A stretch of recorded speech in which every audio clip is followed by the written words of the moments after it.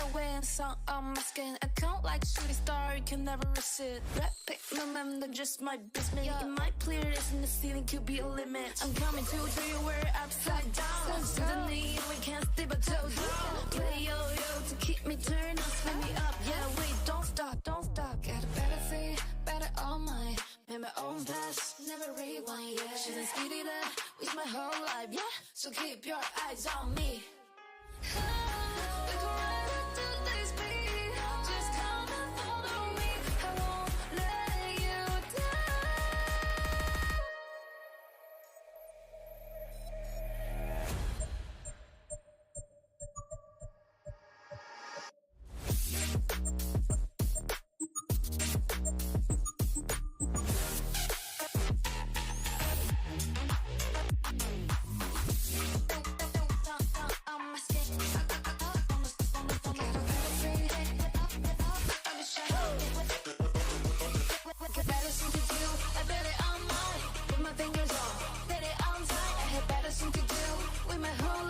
Keep your eyes on me. We go right up to this beat. Just come and follow me. I won't let you down.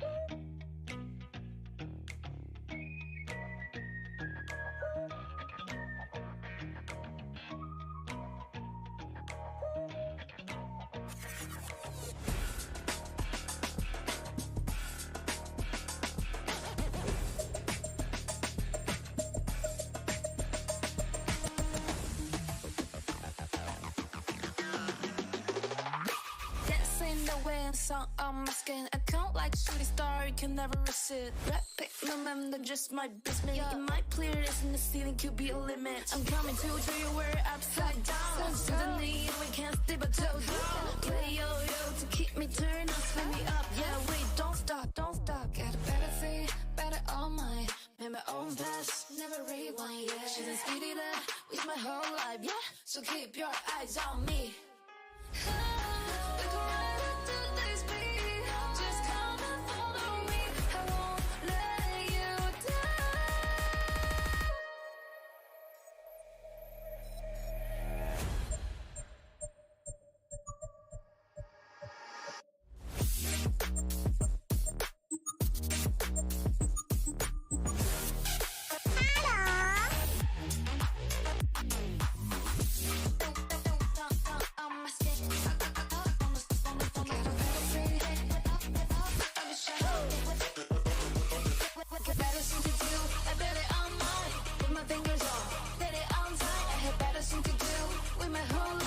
Keep your eyes on me.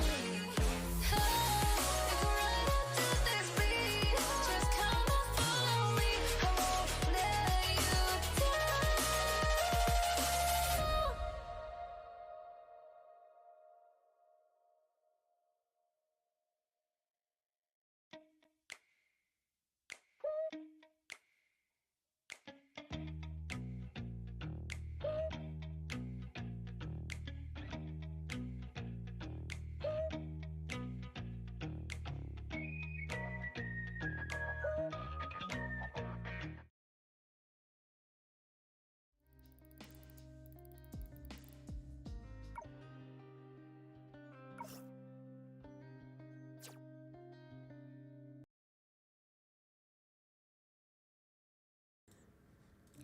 Yo, hello, welcome to another Honkai lore discussion stream. It has been a while since we did this last time. I can see that a few of you are already in chat. Win Valley, I see you. FTL Ninja, hello. Guys, please let me know how is the audio, because I have a new mic and I had to set it up again from the beginning, because this is very different from my previous mic, and chances are that I probably messed up something with it. So yeah, let me know if the audio is alright.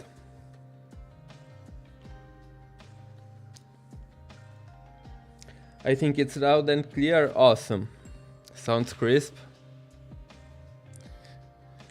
The music isn't overshadowing your voice. Awesome. You say this because previously it was. Yeah, this mic is a pretty good one. This is definitely a lot more professional than what I had before, and hopefully it will save me some time while recording, because my room is very, very untreated, and it's kind of the worst place to record in. It's very big, very spacious, and the echo is awful. So to make it sound presentable, I usually edited my audio in Audition, and that took quite a while. So hopefully with this new mic, I will be doing less editing and save me some time. まだ待つのかな。疲れてる？私が膝枕してあげよっか。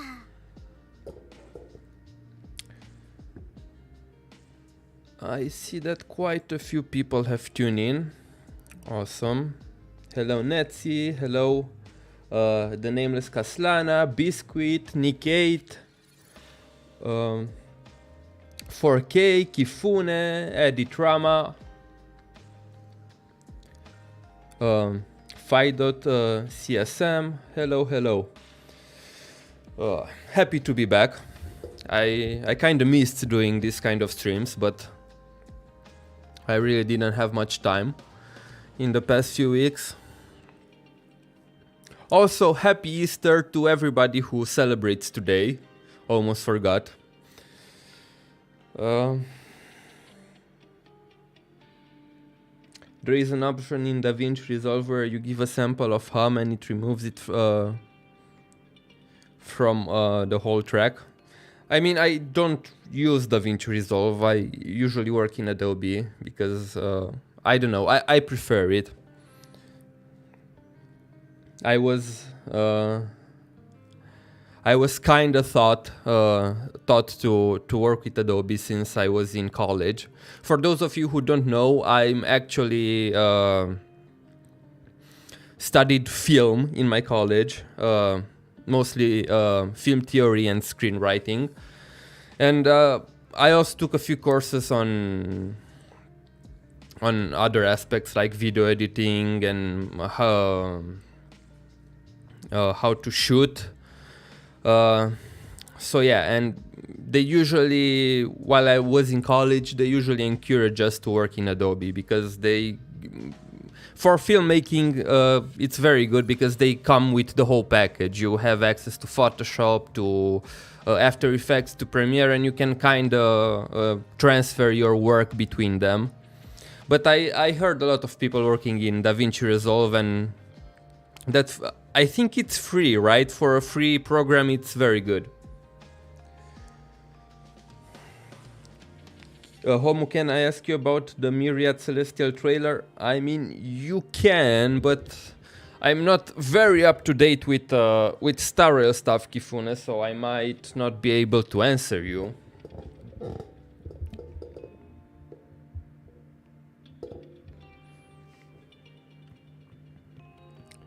Gaming with Prince, hello. Yeah, I only did the 2.1 quest for Star Rail and it didn't really go very deep in studying the lore. I plan to start digging a little bit more deep after I finish my next Honkai Impact video, but I didn't really have time because I want to make an Acheron video at some point.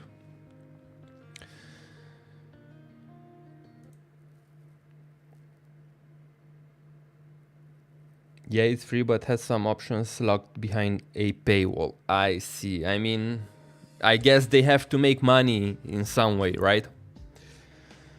I work with Premiere Pro as news editor, forced to make video news. We write less and less nowadays.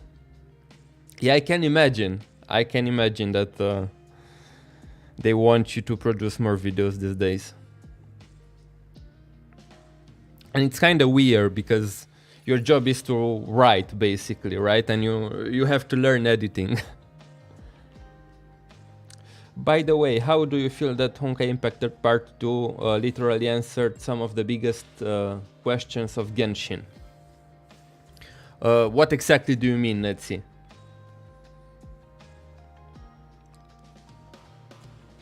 .1 answered a few questions, but it left us with many new ones. I mean, yeah, that's that's why they want you to come back in 2.2. And from what I understood, they will also have an epilogue in 2.3.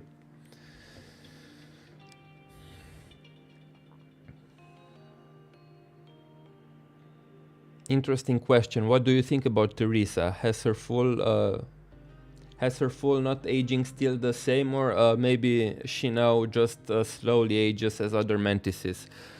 I really don't know, because we saw Teresa age in only one instance, and that was in chapter 35 when she used Vishnu's powers. And after that she reverted back. And I saw some people theorizing that she aged during the animated episode that came out a few weeks ago, the special Chinese New Year animated episode. But I think that's just the animation being weird. I don't think that she really aged. And some people even said that she aged during the... Let me bring up the image.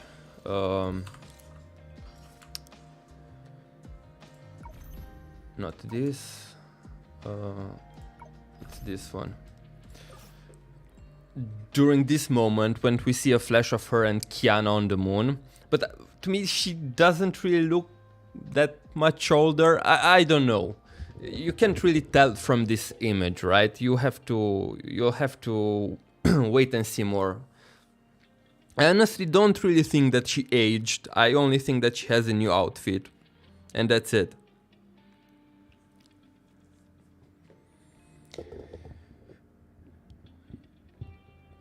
But yeah.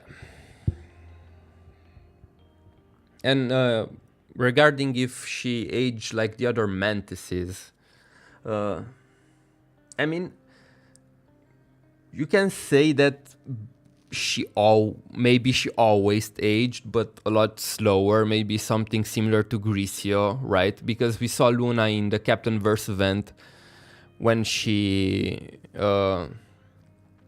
first went into that space between dimensions. She was normal Luna, who looked exactly like Teresa now, and in 10,000 years she grew up to be, big Luna.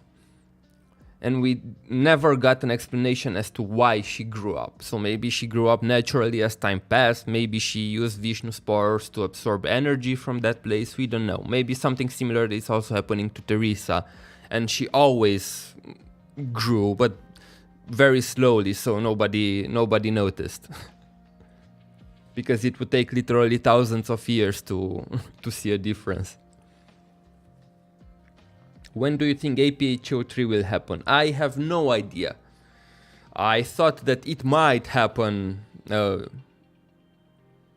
before part 2, but by the looks of it and by how they placed part 2 in the timeline, right, 2 years before 2 years before APHO, I do not see it happening until we finish stuff on Mars in part 2, maybe after part 2. And honestly, I don't even know if they will make an APHO3, or the story of part 2 will continue directly in APHO3 maybe. And it won't be a separate game mode, but part of the main story. That would be cool.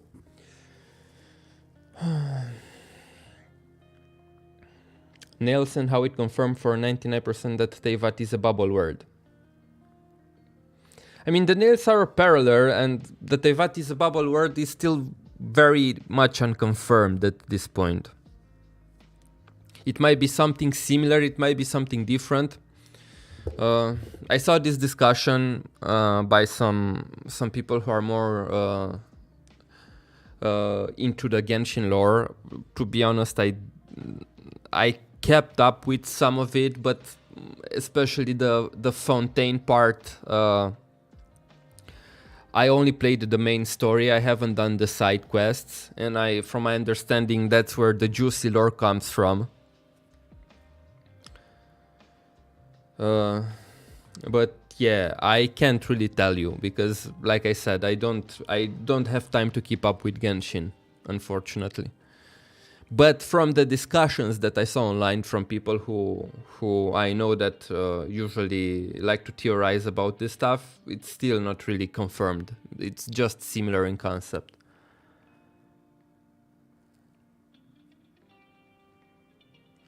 In the Myriad Celestial trailer, they referenced the Hersher cycle for Acheron's world. Do you think that every world on the tree has the same Hersher cycle, reason to finality at some point in time?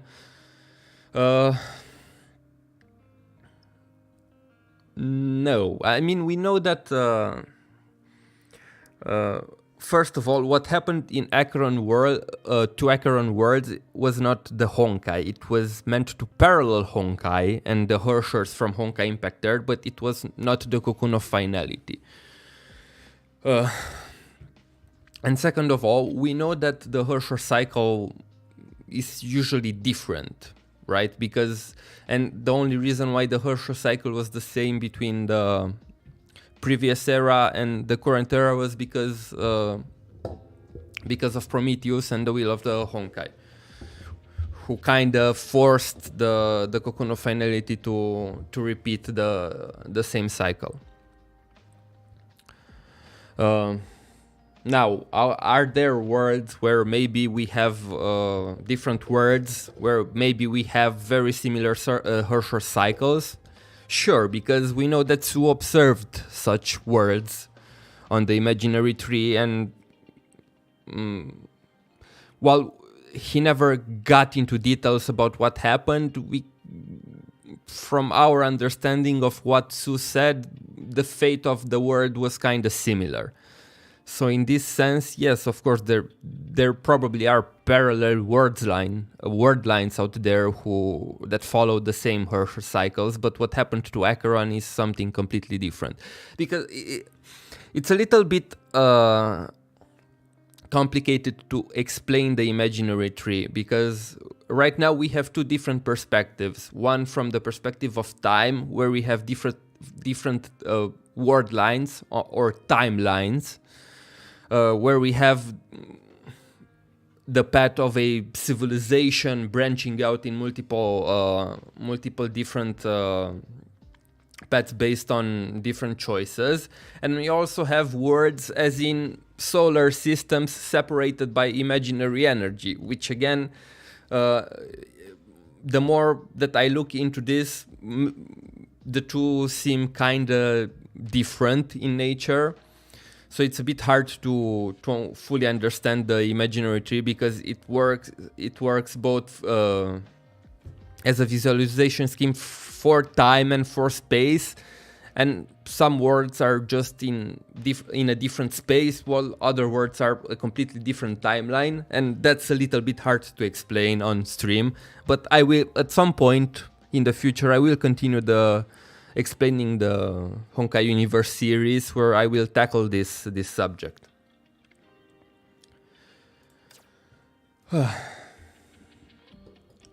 Okay. But why the cocoon must be involved? There may be a dozen of entities that can control Honkai on the tree. At least for Acheron, we know that it was not the cocoon. It was the main culprit behind what happened in that world was Ajax.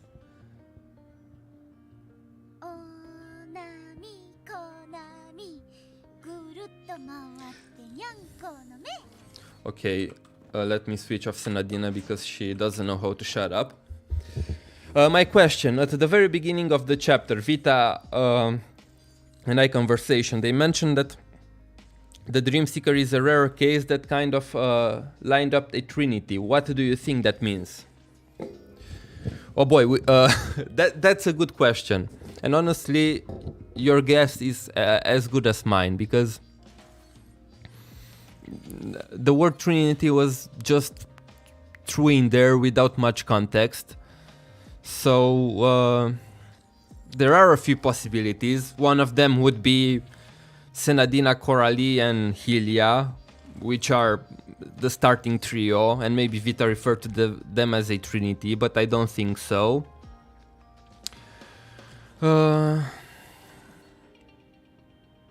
Other than that,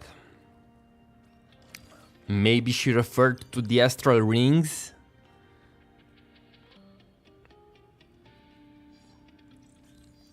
But then would bring us back to Healia, Coralie and Senadina again. So to be honest with you, I have no idea what Vita referred to. Maybe some of you had a better understanding of that part.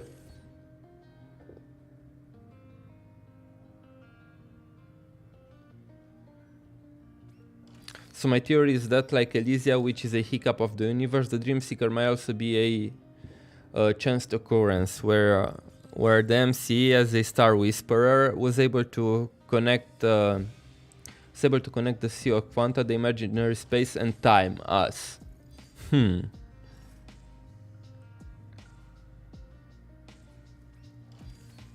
That's interesting.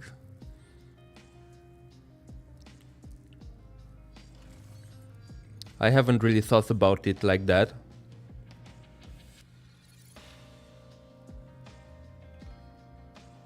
And I can imagine this being a very weird meta-narrative discourse again about us, the players, being the Dream Seeker, and while they have a personality, they are also us.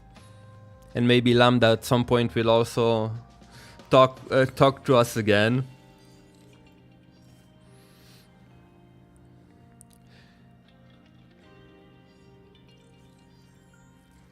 Bro, Genshin lore is so interesting, want to get into it more, but it's too much reading. Yeah, I feel you. I also want to catch up with Genshin, and I still say that I will for a few months now, but I never really have the time to properly do it. Besides the main story, I really didn't get to play anything related to Fontaine. I barely explored the first region, and that's it.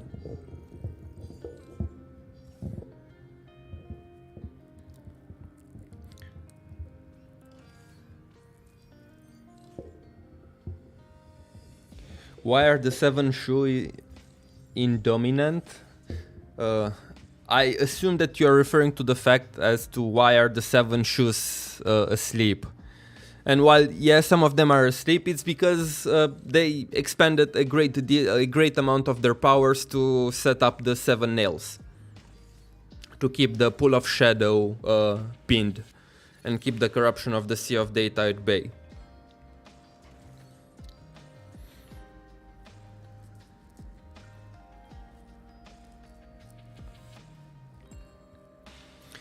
What if IX managed to control the Honkai energy and started the whole thing in Acheron's world?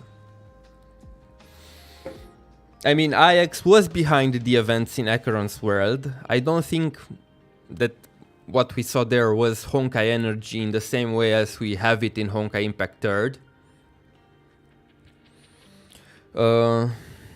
But yeah, I don't know, because these questions are highly speculative, because we really haven't seen any form of Honkai in Star Rail, or if there was any form of Honkai, it wasn't stated to be Honkai, so we only can assume that, hey, maybe this concept that is similar to Honkai in Honkai Impact 3rd may be Honkai, but we don't really know. We can only go by what Welt said at the beginning of Star Rail, that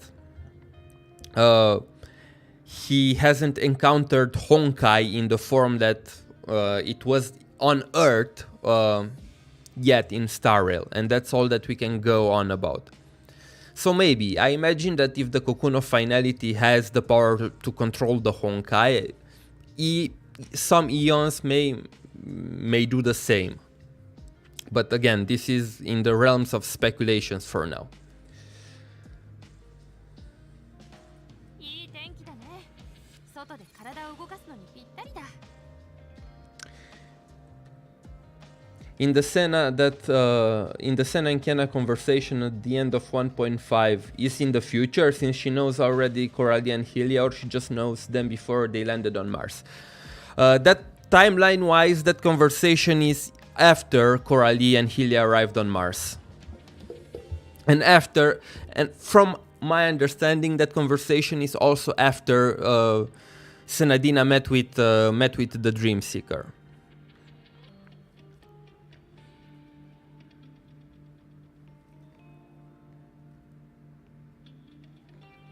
I had no idea Homolep streams.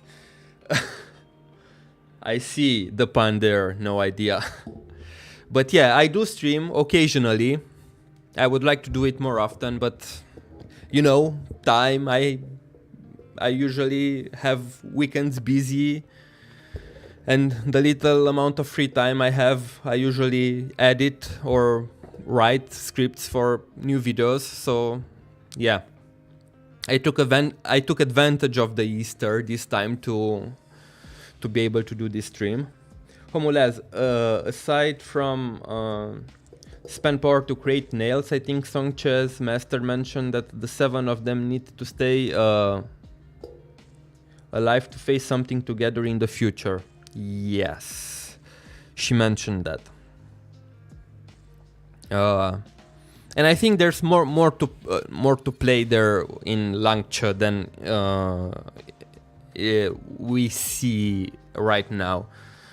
Because if you remember what Bai G said, I think I also... Let me bring up this audio, which is the audio from their trailer. And try to listen to what they say here.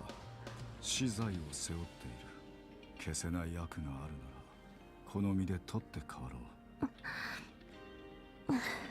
むしろ今日のことは私のコレクションにより不思議な色を加えるだけよ。浅いセンスね、あなたは。いつも物事の楽しみに気づかないわ。みんなを見捨てるために彼の死を見届けないといけないの。彼らを壊滅させないためにこれは必要なことだ。それに過ちを隠したとしても我々は世界の大悪。逃げたければまずは死に赴かねば。 Especially the last line. To escape damnation, one must venture close to that. This to me implies that what they did in order to save Osha isn't really...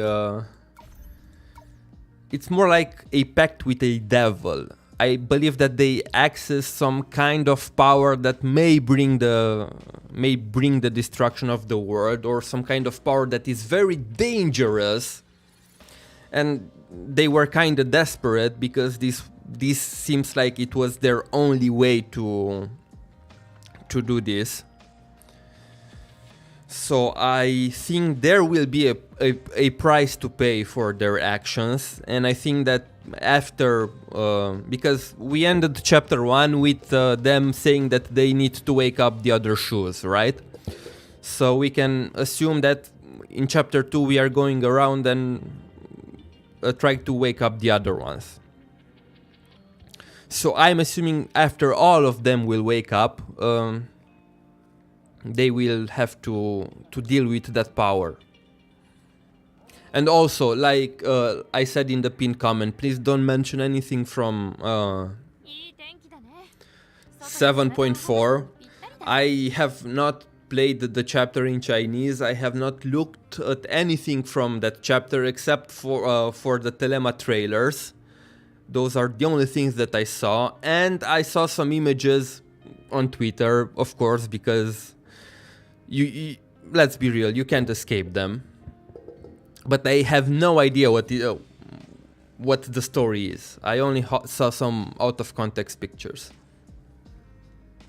So I don't know, maybe it was revealed, maybe it was not, I have no idea.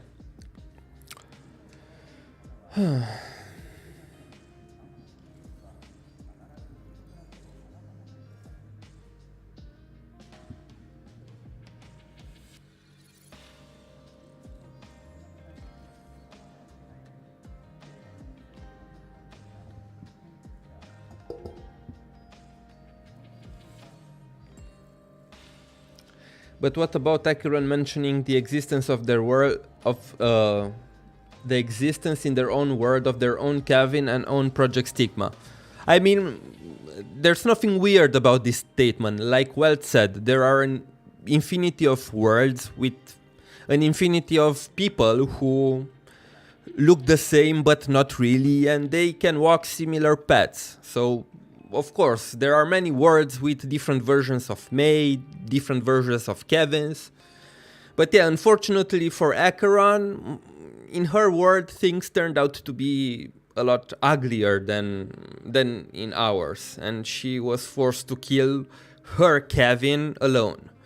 And as of now, I know that a lot of people also mentioned a Kiana in Acheron's world, but we haven't seen one. We only had mentions of Kevin. And keep in mind that Kiana and Kevin are basically different versions of one another. The reason why we have a Kiana and a Kevin at the same time in Honkai Impact 3 is because Kevin is from a different era.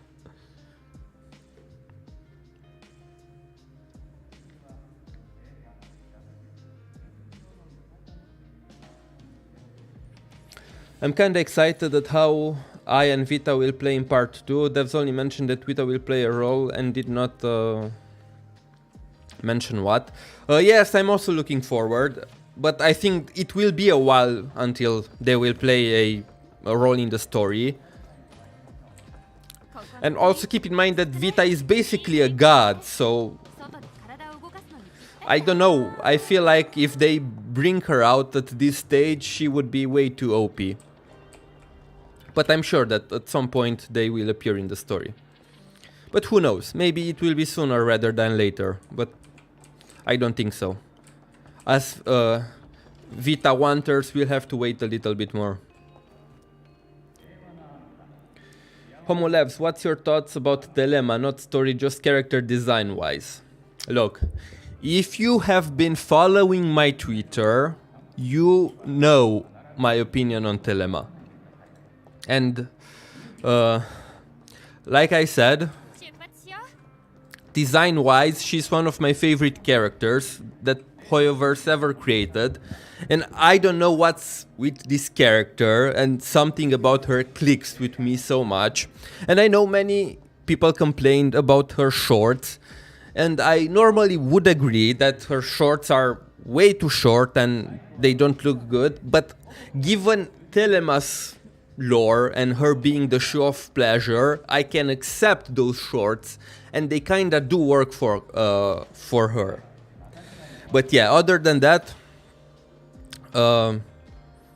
she's awesome, and I'm most likely gonna double S her on release. So yeah, that should give you enough information.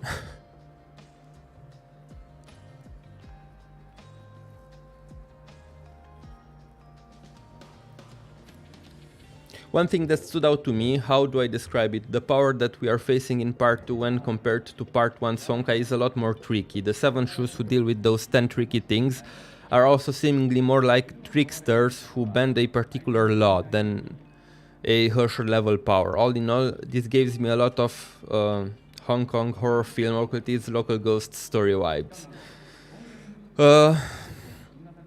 Yeah, I agree, and especially with all the gloomy atmosphere of Langchu, I can see why you feel that way. But yeah, it's very interesting because we the equivalent of Honkai on Mars, and when I say Honkai, I mean what the Honkai phenomena, like we had on Earth, Herrscher's, Honkai beasts, Honkai diseases, is the curse of shadows, right? And my interpretation right now, or better said, my theory right now, is that the curse of shadows is how the finality tried to embrace Mars in the past. And it's very interesting because we don't see these concepts on Earth, and even on Venus. In Venus it's a little bit different. While Vita mentioned that there were never Herschers on Venus. Venus had Honkai beasts, and this kinda implies that the cocoon changes its methods to achieve embrace over time. And 1 billion years ago it was shadows, and it kinda refined this method when it arrived on Earth, and we have Herschers and other stuff like that. But if you try to draw some parallels, and of course it's not a one-to-one, but there's a lot of similarities between the Curse of the Shadows and how we see Honkai manifesting on Earth. And to me, the 7 Shus are more like Stigma awakened, to be honest, rather than Herschers. Because they basically mastered the power of the shadows and have some degree of control over it, which allows them to do things that are considered superhuman. And all of this is achieved through mastering their own fear, which maybe you can relate fear to stigmata and the Shus who managed to master their fear, and because of that they gained access to this incredible power to Stigma Awakened. At least that's how I interpreted it.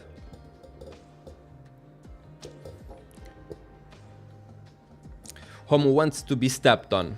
Look, Win Valley, you don't have to say it like this, okay? Everybody knows this.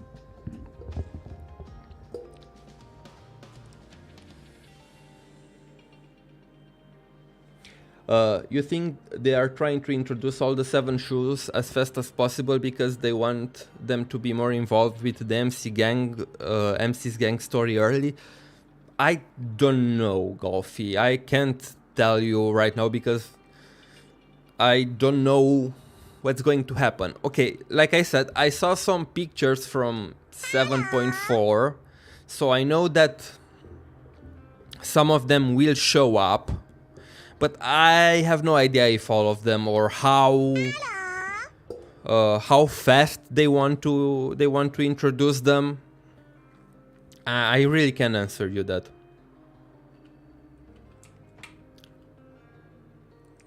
Also, thank you Shinato and Spurge for subscribing. I honestly would like them to pick up the pace a little bit because chapter 1 was very slow, and I would like from chapter 2 to pick up the pace a little bit faster. And I'm kinda confused about the scale of the story for now, in regards to the 7 Shus, because if the 7 Shus are they plan to have them relevant only for Langchu, then I imagine that they will have to introduce them a lot more sooner.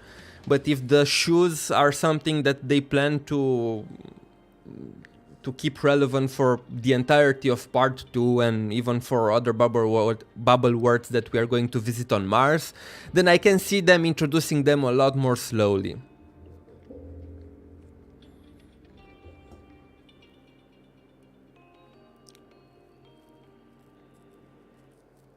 How about the 10 Faces of Misery?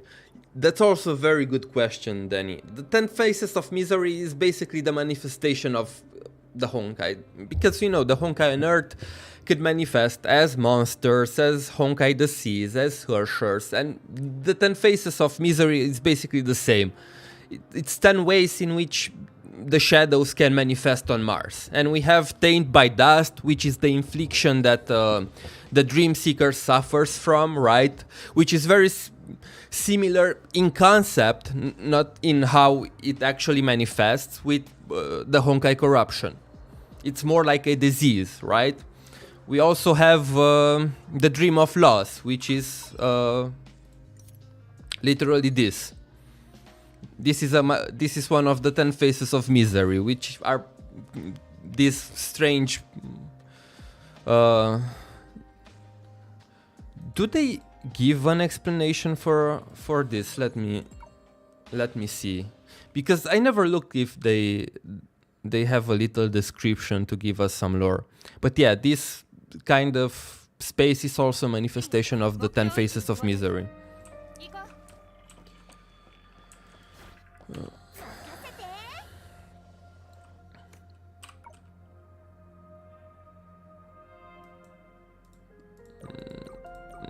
Nope.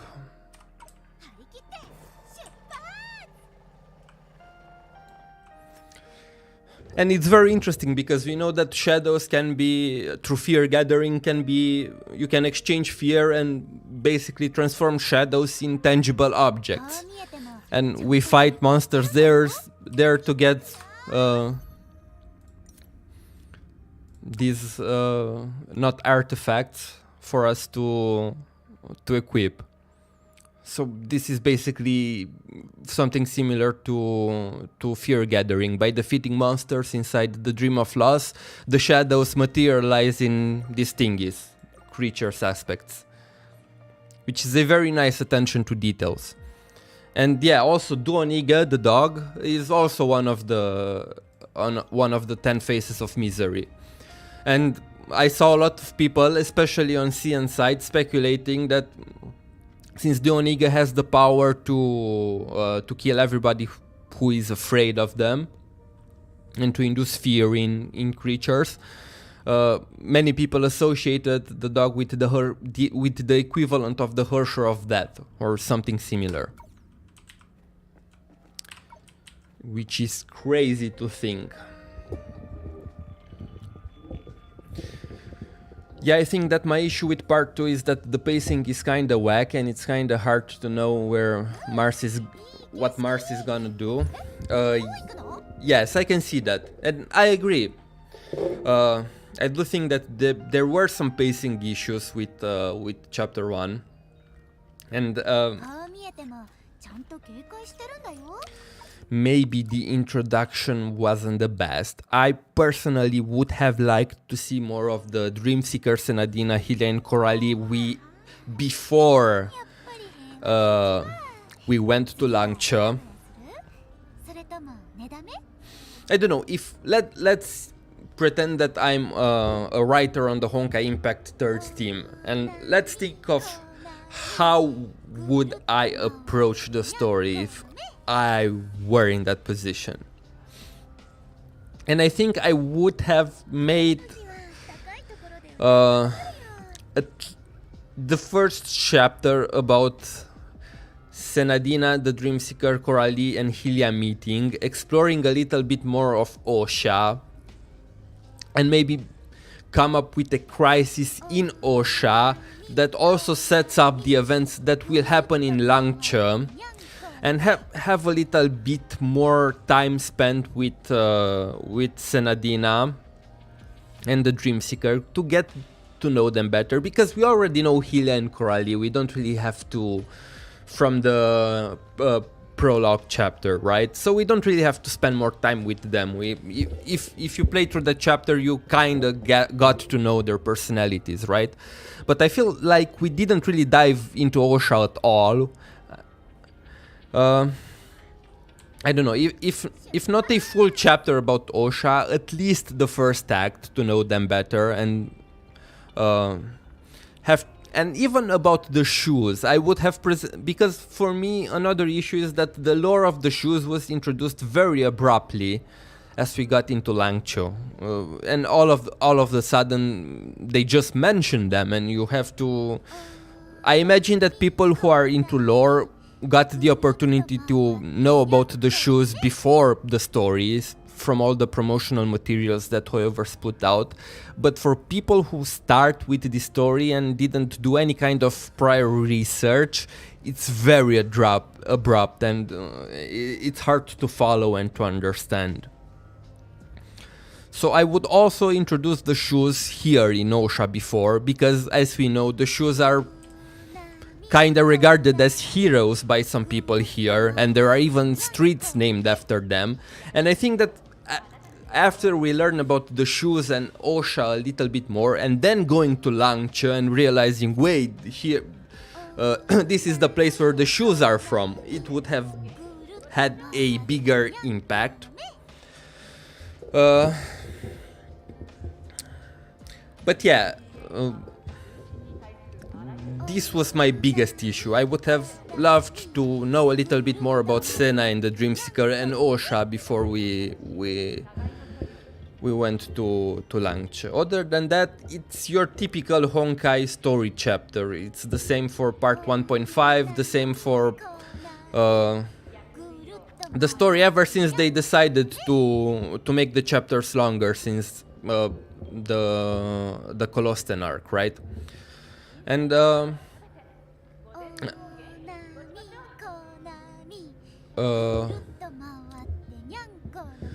another issue is the fact that in global we are kinda screwed on some things, because every time I talked with my friends from China, even Win Valley, he was here in the chat at some point, and he expresses the same thing. I feel like the people who play on the Chinese server and know Chinese have a much better experience with the story than we are, and I feel like the lack of an English dub and the faulty translations, the faulty localization, excuse me, for the English version makes the story even harder to swallow than it would normally be if you could play it in the native language. And while the localization for most part of the chapter 1 was okay, it had some parts where I was like, what? Sometimes I feel like the Honkai Impact localization team, and this is no shade throw to them, okay? I know that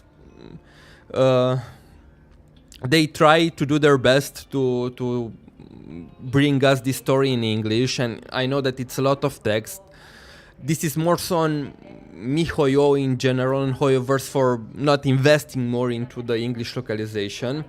But sometimes I feel like they just translate from Chinese to English and don't bother to localize, because some of the wording that they use and some of the sentences don't really flow in English. It's like somebody just took the text from Chinese, translated it into English and left it like that. Sometimes they don't really try to localize, to modify a little bit the text to flow better in English. But yeah.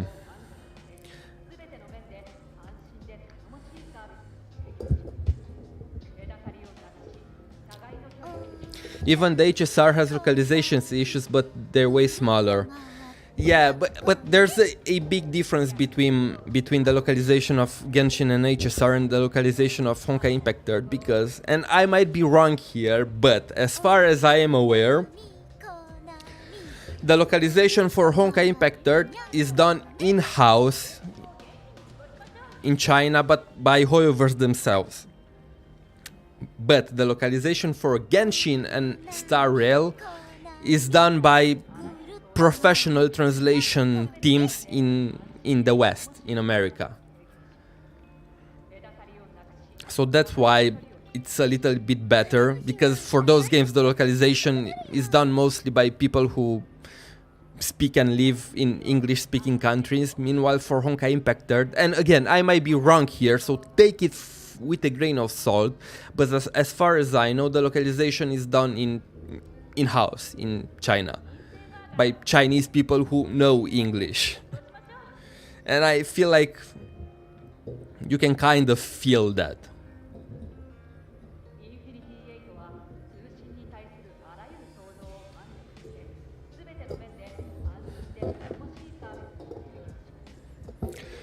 Homolabs, here's Creon Box question. Can you help explain the relationship between the Dogo and the Show of Sacrifice? Literally didn't understand what was going on in 7.3 for that.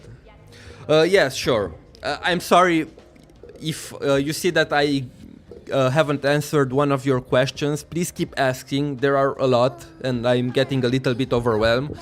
So I might not see some questions. So yeah, sorry about that. But let's talk about the Dogo and Litost. Basically, at some point, Litost committed a sin. Nobody knows what that sin is, but to atone for that, Litost decided to imprison himself. And after he imprisoned himself, he realized that that's not enough to atone, and he wanted to die and erase every trace of his existence.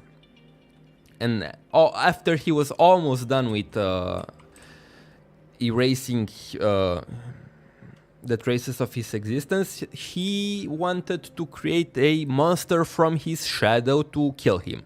But there was an issue. Litost was born with the power to control the fear in others. And he literally was incapable of feeling fear. So Litost used his own power on himself to make himself feel fear. And from that fear, Duonige, the dog, was born. And Litost wanted Duonige to kill him. But things didn't go that smoothly, because Duonige is a manifestation of the shadows, who brings the fear of death in others. And he basically can kill everybody who fears death. But Litost doesn't fear that. Litost doesn't fear literally anything. So instead of killing him, because it was no point since he didn't fear death, the dog decided to form a contract with him and torment him. And after that, they kinda became partners in a way, but at the same time, especially the dog hated him, and the dog tried to leave as many traces as possible, so that Litost will never be forgotten, and he basically tried to torture him and make sure that he never achieves his goal. And after Litost died, ironically enough, after all the time spent together, the dog grew a fear of Litost.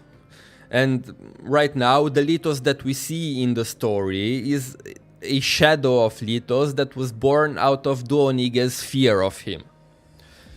And if you look at the dialogue that Litost had with Baiji before he died, the real Litost kinda knew that this will happen and kinda hoped that this will happen, because now he's back as Duonige's shadow. So it's kinda strange and confusing, the relationship between the two, because Duonige is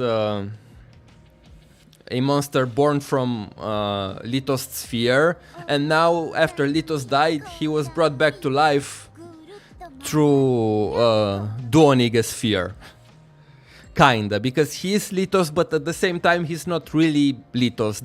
That's why when Litost talked with the Dream Seeker, he said that to you I'm Litost, but I'm not really Litost, because the real Litost died, and he is just a shadow born from Duonige's fear of Litost. So yeah, that's the gist behind the two.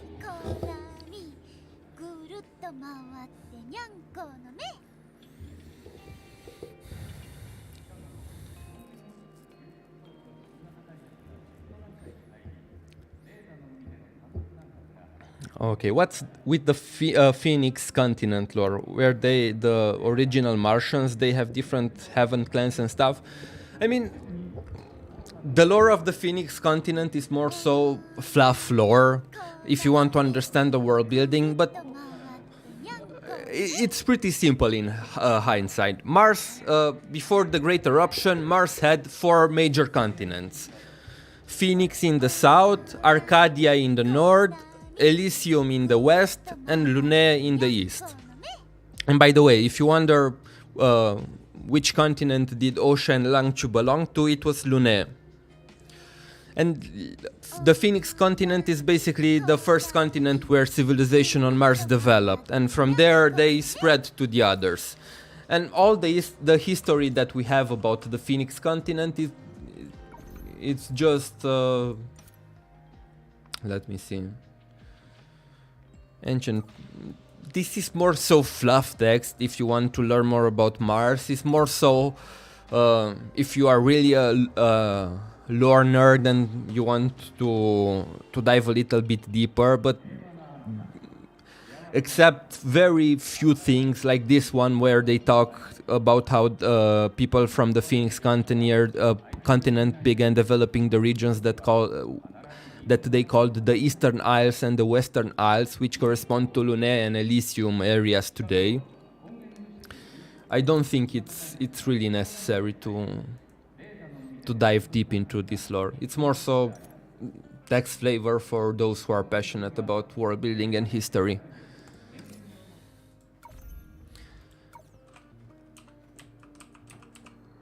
But yeah, the gist is this is where the civilization on Mars first developed, and from where it spread to the other parts of the planet.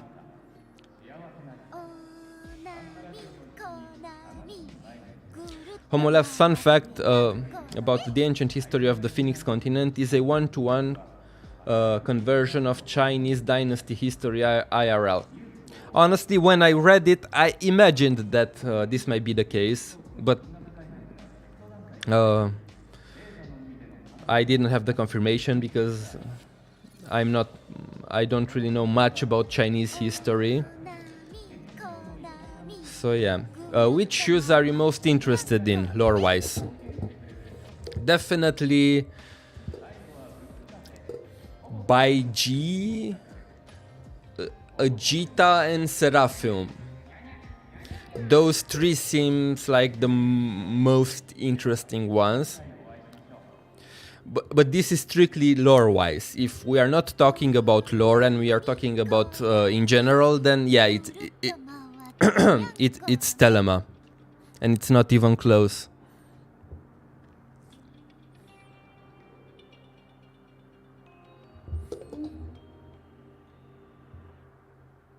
Also, hello Ice Ice, how are you?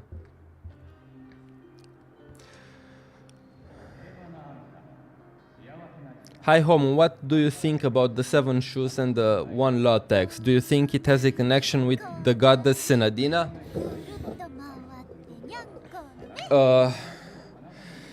That's an interesting theory, because I saw some people theorizing that Senadina might be involved with the goddess Senadina might be involved with the shoes, and Senadina was the 1 law, which is an interesting perspective. But the text doesn't really offer much. It just talks about how the shoes are 7 methods to deal with the shadows, not actually people or titles, because the title of the shoe is given to a person based on the way they are dealing with the shadows. And that's kind of what the text tries to explain. It's not like the Hershers, right? Where we have the Hersher of Death, the Hersher of Fire, the Hersher of Reason, which is a title that can be inherited. In the shoes case, it's more like a method. We can always have new shoes that use different methods to deal with the shadows. I don't know. If, let's say, Stelle from Honkai Star Rail would come to Honkai Impact 3rd, and it would start smacking shadows around with the baseball bat, she would be regarded as the shoe of baseball bats, because that's her method of dealing with them. But yeah, the thing regarding the 1 law is very interesting, and it really opens up a lot of room for interpretation. Who is that 1 law? If it's another person altogether. Some people I saw that thought it might be by G, since he's the actual leader of the shoes. But yeah.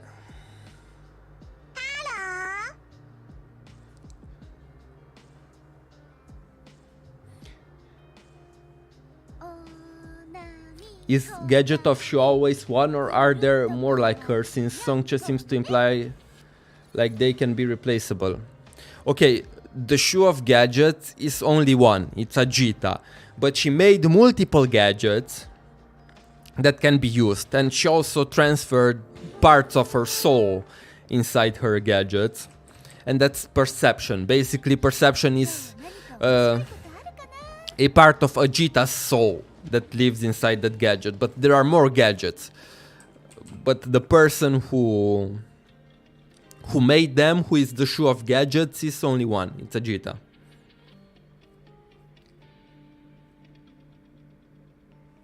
So the dog is... oh, I see that Win Valley already replied to that.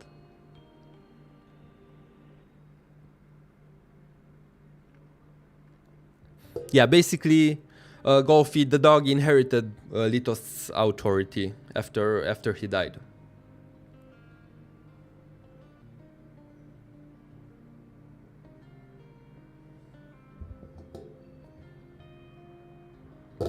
Not gonna lie, it's ironic that the Shus are seen as heroes, but they're literally all sociopaths.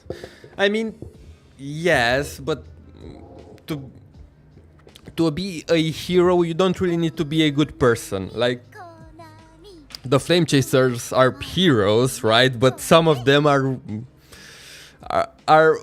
a far cry from what I would call a good person. Because in order to be a hero, you have to do heroic deeds. You don't really need to be a good person. Now, I know that a good person is more likely to do heroic deeds, but you don't really have to be a good person to be a hero. And the Shus did save the world. That it's something that it's undeniable as far as we know.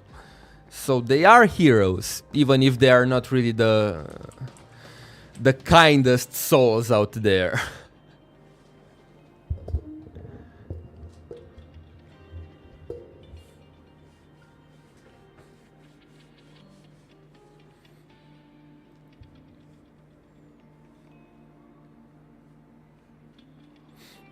Yeah, I mean, the reason why in the previous era the moth didn't want to establish the Flame Chasers was because the majority of them were unfit to be heroes, and they only acknowledged a few of them who were more chill, like Fuhua, Kevin,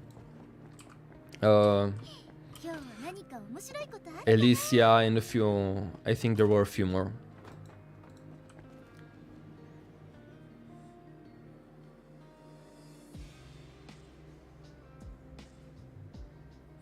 These gadgets really look similar to the Black Swan weapon, not gonna lie.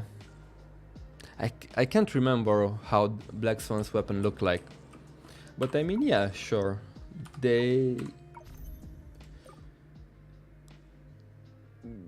color palette wise, yes, but other than that... Let me do my dailies if I'm just gonna run around and do nothing. At least I might do them right now. Senadina, 必ず任務をクリアするよ。いくよ。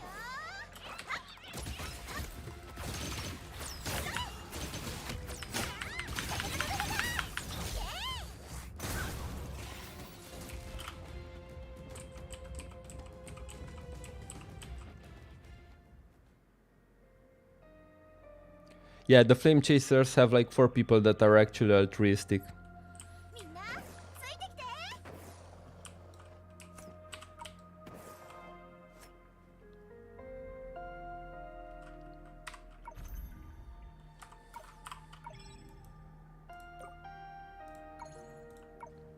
I really hope that they will add more daily quests in 7.4, because I'm kinda getting tired of the same 6 or 7 quests that keep repeating.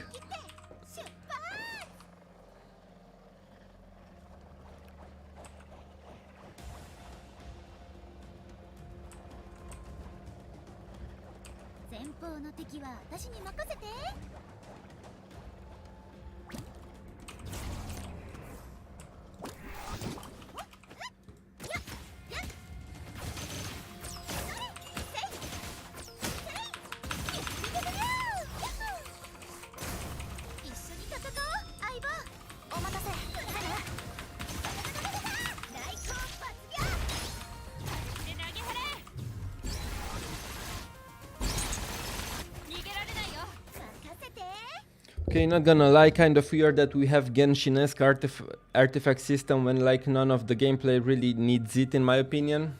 I mean, this is your classical Honkai Impact 3rd chapter gimmick. We had it in Salt Snow Holy City, we had it in Elysium Everlasting, we had it in Colostan, but this time they made it more similar with the artifact system and the relic system from Genshin and Star Rail. I guess that they hope that if new players will start in part 2, they will be more familiar with it. But yeah, they don't affect anything important gameplay wise, which are the Abyss, Memorial Arena and Elysian Realm. They are just for the maps of the part 2.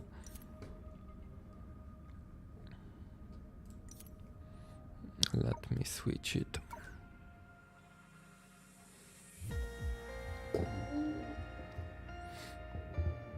Which characters have you not pulled since the start of your Honkai journey? SP not content.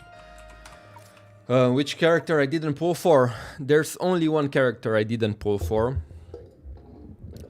And while I regretted it at that time, right now I kinda got over it. Because she's not the best meta-wise. She never was the best meta-wise. But yeah, Vilvi, it's the only character I don't have in this game. And hopefully I will get her soon, because I don't think it's that much until she will be put in the battle pass. She will most likely be next cycle after 7.7. She with the pony are most likely to come after Grundle and Alicia. And I will probably get her then.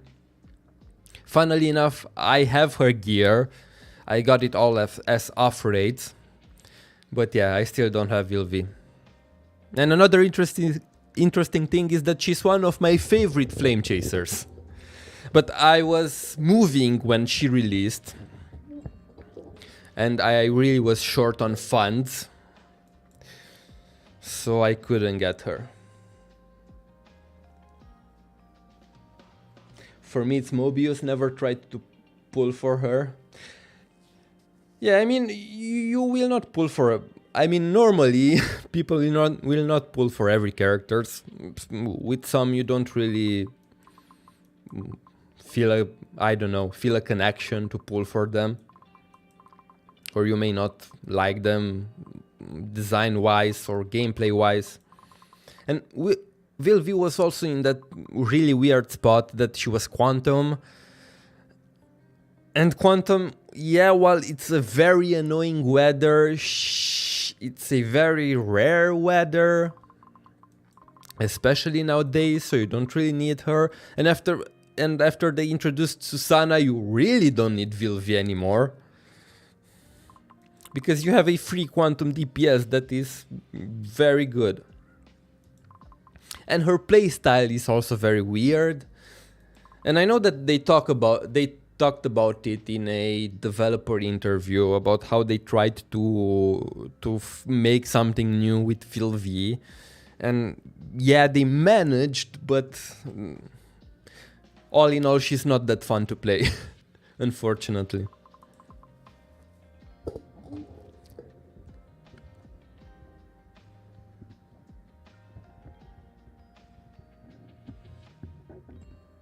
Why do we see Vita and Aichan in part 2? I mean,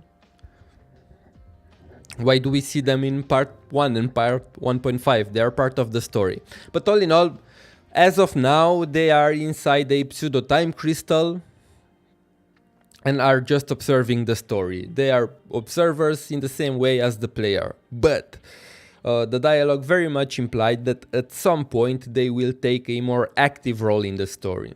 We do not know when, but we know that it will happen. And also the developers also confirmed that Vita will be a part of the story and that she will kinda link the story of part 1 and part 2. So yeah, hopefully sooner than later, because I really want playable Vita. But not too soon, because Telema is coming out next patch and I will probably, yeah. You guys know what I'm talking about. Maybe 7.7, 7.8.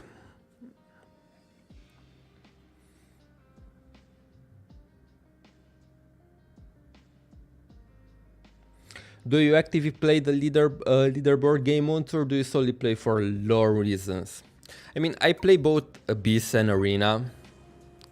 I'm not a try-hard, but like right now I still haven't done the last level of Abyss for the day. I mean, Red Lotus, I usually go between Red Lotus and Nirvana.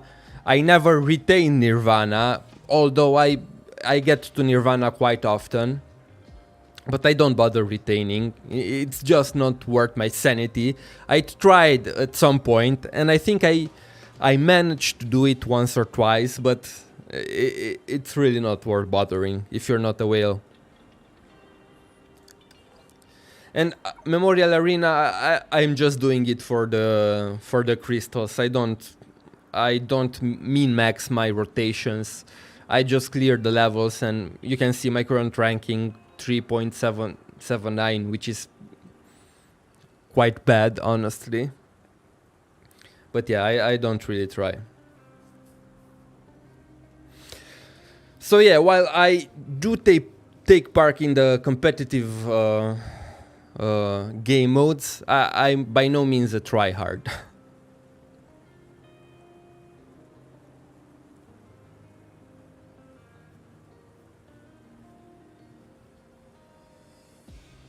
The Ancora is still the most badass gameplay-wise. I wouldn't say that she's the most badass, but she's definitely one of them. And I don't know what happened at MiHoYo, but the 4-point X era of the game, I think in terms of character design and gameplay design, was one of the best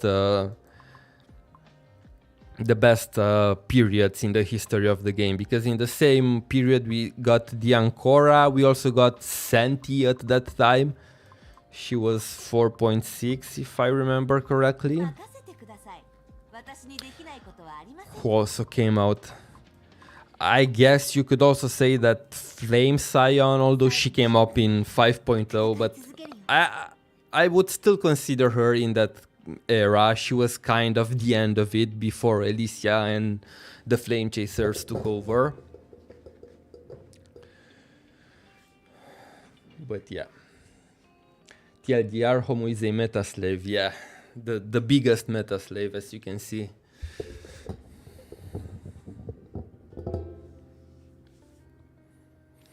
Quantum just needs a facehip. I feel like it's the most shafted element in the game. You are absolutely right. You are absolutely right.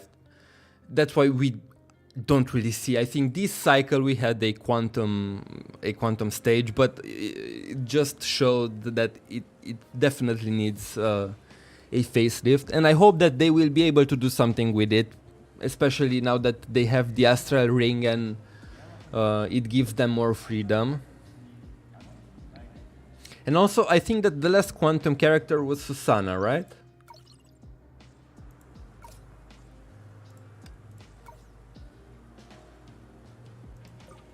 Yeah, it was Susanna a year ago. Yikes. And Imaginary, which came way later than Quantum, already has more Valkyries than Quantum, which is crazy.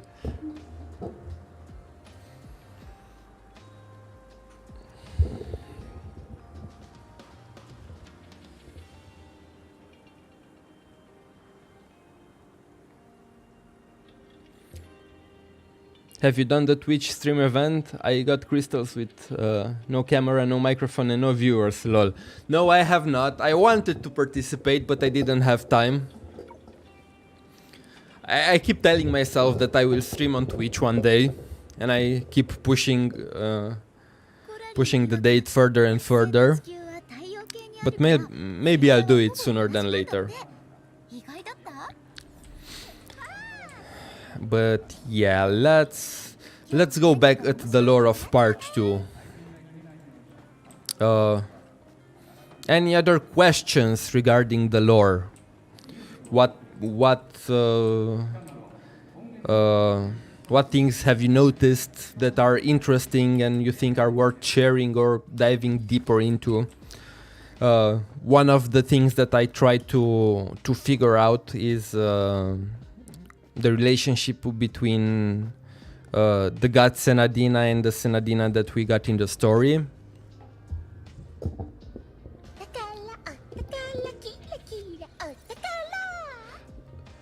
Thank you very much, Crayon. Love your Honkai Impact 3rd and Honkai Star Rail video. Best lore channel in my opinion. Thank you. I really appreciate it. By the way, Homo, are you planning to make a Discord server? I'm gonna be honest with you, no. Because I barely have time to stream and to engage with the community and to interact with the players. I don't have time to manage a Discord server. And I keep hearing stories from other people, other content creators that have Discord servers, and that some of them are a nightmare to maintain because people are difficult to deal with. And to be honest, I don't have the patience to deal with them. And I also don't want to make one, get some people to be my moderators and push all the responsibility on them. Because I know people who do that, and honestly, I don't want to be one of them.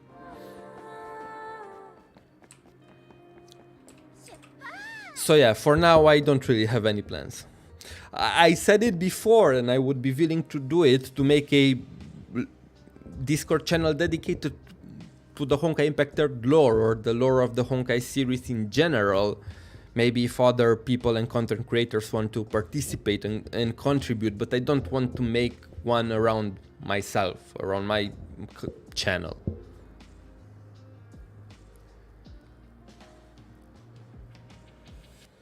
Unfortunately, trio is washed meta-wise. Are you talking about the new trio or the old trio? Because the old trio is still very good meta-wise. You can brute force anything with them.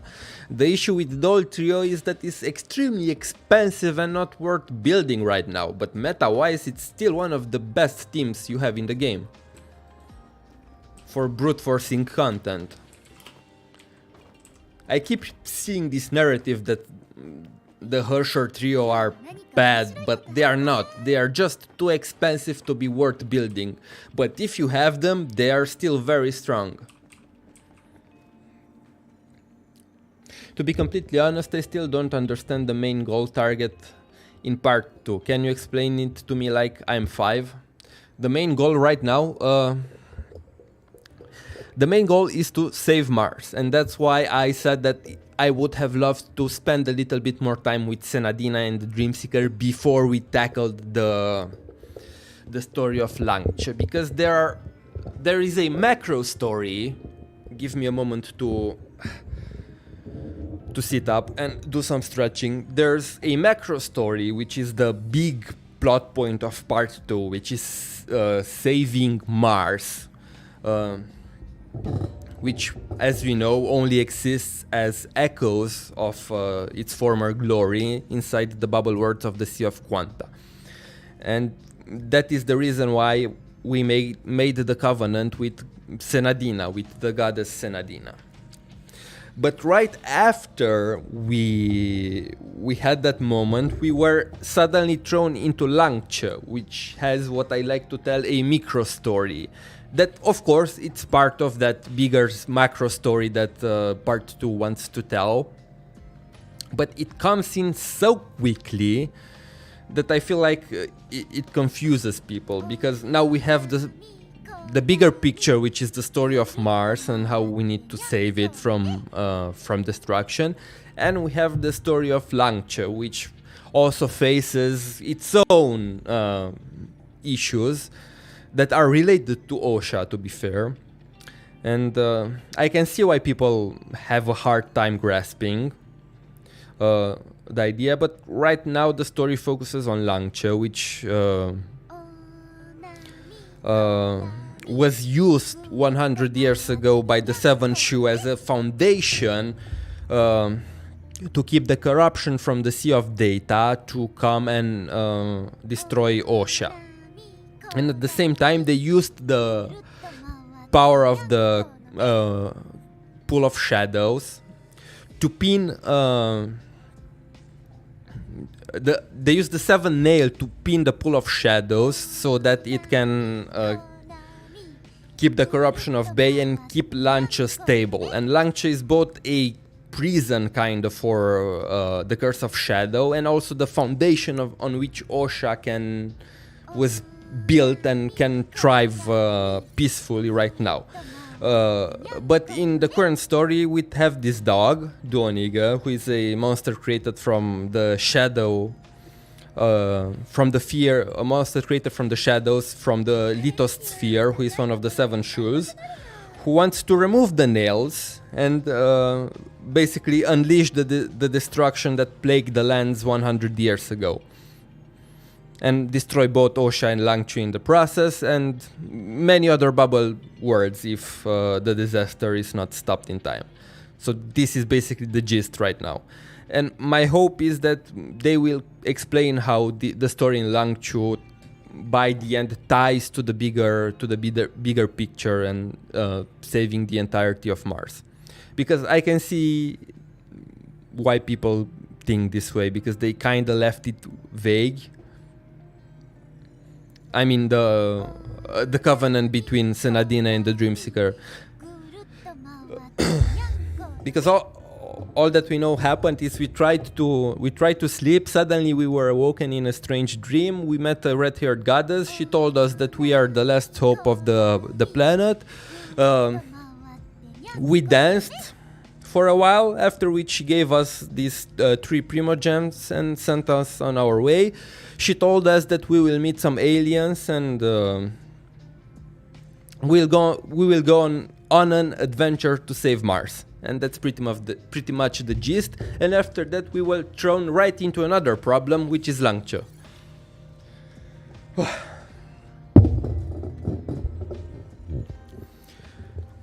When you say Mars, you mean Mars bubble worlds, right? Because the OG Mars is destroyed. Yes, pretty much the bubble worlds of Mars are endangered. Because the civilization on Mars is gone. That's not something that it's up to debate. We saw how Mars looks in reality. It's a desolated place.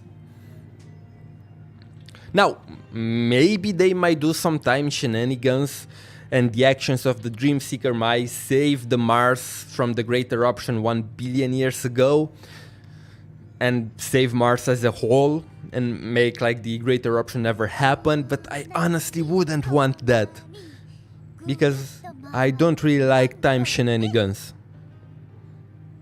I can tolerate them in a small amount, like finality resetting the world, samsara, sure, I don't have a problem with that. But I don't really like when time is used as a device to tell a story, because it always feels cheap.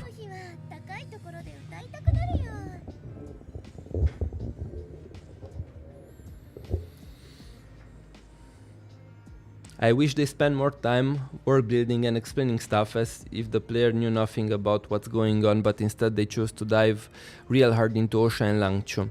I mean, that's why I said that I would have liked for the first chapter, or at least the first act of the first chapter, to revolve around Senadina and Osha more and the Dreamseeker, to get to know them.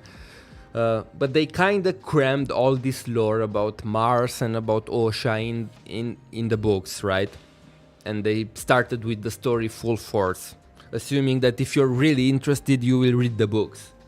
Because there's a lot of interesting stuff, and you can learn quite a lot about Osha and the people here by reading the books and even talking with the NPCs. I really like how they handled the NPCs. I don't like how they handled the side quests, but I like how they handled the NPCs. And each of them has a very well defined role in this world. You can feel that they are part of it, and every NPC is connected to another NPC. For example, if you go to Amber Street, and this was, keep in mind, this was available day one when they released 7.3, and they, especially on Amber Street, they really drop a ton of lore on you. If you go talk with Janet, for example. customer. I believe the latest clothes style will suit you perfectly. Or high quality wool cashmere blend fabric has a soft, rich, handheld and a sophisticated pattern that exudes elegance, perfect for you. Should you choose to wear it, consider shining. Okay. It's not this. This store is quite unique. Thank you for your kind words, but actually we are at Taylor Thoughts have been updating our design styles recently. Previously our designs were seen as slightly outdated, so we've been trying new styles to attract more customers. You've probably guessed that my inspiration comes from Miss Telema. Unfortunately, even though Telema's design concepts have been passed down through the ages, I find her ideas quite avant-garde and I can only learn so much. Nonetheless, the principles and skills I've acquired will ensure that Jessie has more stable upbringing. Then as you see, you can learn about Telema way before it was introduced. And funny thing is that I talked with this NPC before I knew about that Telema was one of the Shus, because her name in Chinese was Selim, and it's Selim right now, but they translate it as Telema in English. So I had no idea who Telema was, and I even noted her as some random NPC that existed at some point, and she was a fashion designer in my notes. And after that they released her official name in Chinese, and I was like, what? This is one of the Shus? And there's another, if you go to the pharmacy and talk with the lady there, you can learn a little bit more about Baiji. So I really like how they sprinkled all this lore around, and that's why I said that you kinda need to go around, talk with the NPCs and read a little bit from the books to get a better idea.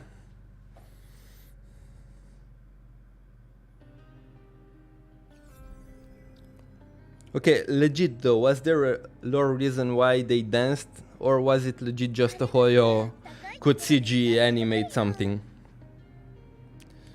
Honestly, no. I don't think there was a reason for their dance. It's the way they chose to present that moment. It was both classic Honkai Impact Jury moment. It was also to flex a little bit of the new CG animations and a fun way to present the locations and Mars for the players. I don't think you need to think too much about it. Maybe there's a deeper reason, but we don't really know about that right now. I wonder if part 3 will unite part 1, 2 and APHO into one story. I think you're thinking a little bit too far ahead. We barely started part 2.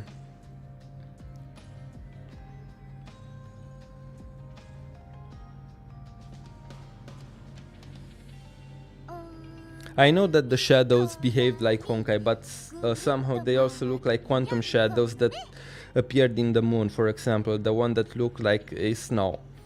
I mean, yes, but the quantum shadows are also manifestations of Honkai, but it's not the Honkai on Earth, it's Honkai from the Sea of Quanta. Mostly.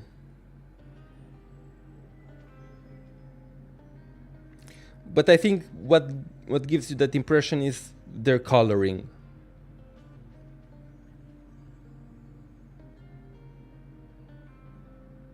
I saw you liking one of my posts on Hoyo Lab regarding Telema. Look, I liked many posts regarding Telema. Yesterday I went on a liking spree on Twitter on all the Telema fan art and images I could find. And also on Hoyo Lab. So chances are that if you post something on Telema on social media, you will get a like for me. I think that part 2 will be shorter than part 1, I don't know. We don't know, but yeah, I think so too. I don't think it will be 6 years. I can see it being maybe 3 or 4.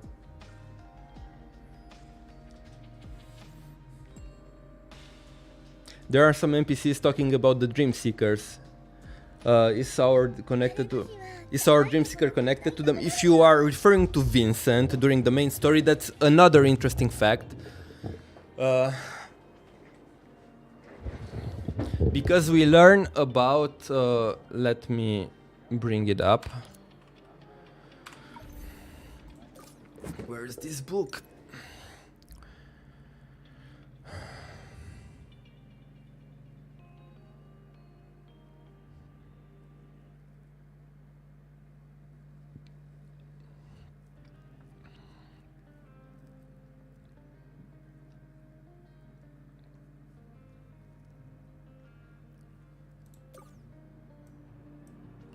Yeah, I think this one. Okay, this talks about a legend from the myths of Elysium, which is one of the continents that were part of Mars before the Great Eruption, and talks about dream seekers, which are people who had the ability to travel through time through dreams, and they used it to basically witness different moments in history. And what that implied was that basically dreams exist somewhere outside the scope of time, which is very interesting, in the sense that all the dreams of all the people throughout the history are in the same place. And the dream of someone from 800 years ago and the dream of you in present are in the same place. And dream seekers have the ability to travel between dreams and emerge through them in other periods of time. And because our main character is a dream seeker, I think that's how they were able to meet with Senadina in a very similar manner. And if you read a little bit more into this text, talks about how each individual person basically has a script that is unique to them and is basically their destiny, but it's presented more so in these countless unique scripts amount to trillion upon trillions. They assemble to form a giant in the crevice of space-time, the spiritual progenitor of humanity. Likewise, in the narrative of Truth and Lies, the tale concludes through the voice of the divine, asserting that truth is an invisible, intangible substance, while lies are the opposite, dark matter that not even the light can penetrate. The most common state in the human world is a kind of intermediary. Individuals often gaze... Or wait, is it... Okay, let me read it from here. I'm sorry, it's a little bit up here. For instance, in the tale of Spiritual Lanchester, the protagonist, a young lad, glimpses a script that cannot be remembered within a dream. Throughout his remaining years, he tirelessly seeks it in his dreams, traversing countless epochs through dreams to dream associations, yet never setting eyes on that script again. Just as he faces imminent demise due to an unexpected mishap, in his final moments he discovers, through a shared vision with other departed souls in the realm of the dreams, that the script is actually a grander imprint belonging uniquely to him within a vast expanse of space-time. These countless unique scripts amount to trillions upon trillions, yet they assemble to form a giant in the crevice of space-time, the spiritual progenitor of humanity. Now, what does this remind you of Spiritual Adam? And at the same time, it talks about how each person has a unique script, Elio and Stellaron Hunters. And that script is actually a grander imprint belonging uniquely to them within the vast expanse of space-times. Constellations from Genshin Impact. And yeah. I'm not gonna say more.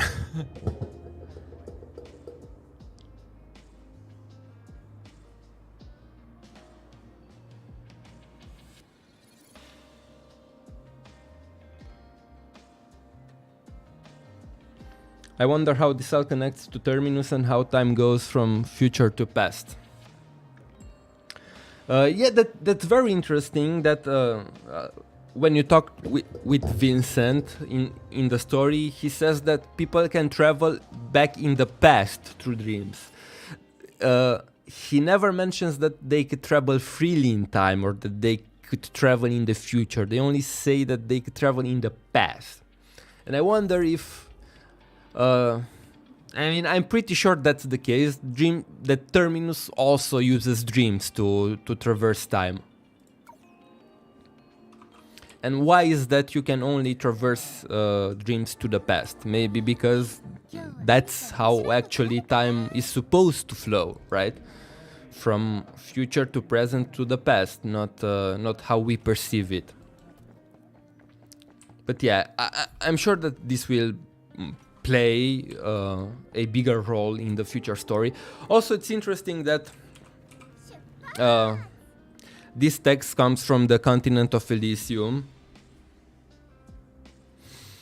and talks about dream seekers, and we meet the goddess Senadina in a dream, and she might be related through the dream seekers, and she has the same eyes as Elysia, and the developers actually confirm that it's not a coincidence, and there is a reason why they share similarities that we will learn later.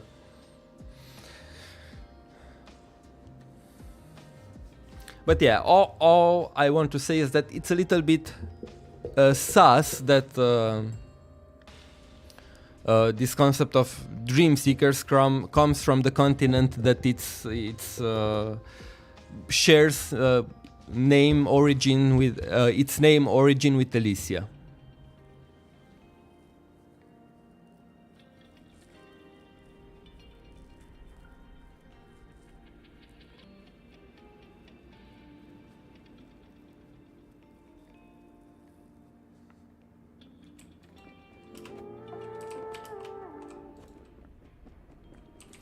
Wouldn't traveling to the past create a new branch?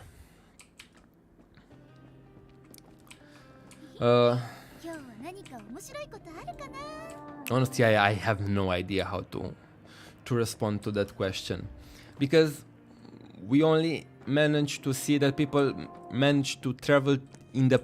It mentions that people manage to travel in the past through dreams. I don't know if these people can actually emerge in the past, in reality of the past.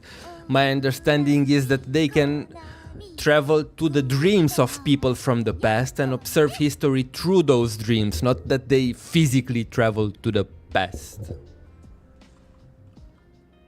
At least that's how I interpreted the text.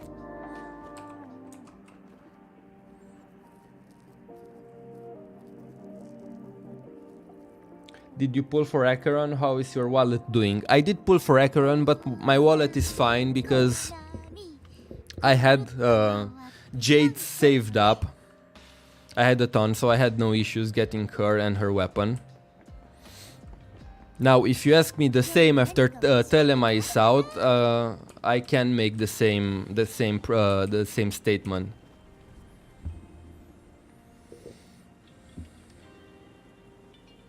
This probably ties back to the theory of forms, where each existence in universe ties back to a certain blueprint that exists on a higher plane. Arigana SSS Telema lol. I would if I could, but I don't think so. I'm debating if I'm gonna pull for double S, but even that is a reach, because I don't have a lot of money. So yeah.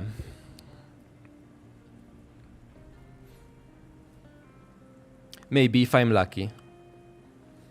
For now, I don't want to think about that. It's a problem for future Homo, not for me. Gotta go all in for a venturine. I mean, I will pull for him. Hopefully I win my 50-50. Because Aventurine was the character that I really didn't care much about in the beginning, but after I played through the story of 2.1, I really want to pull for him.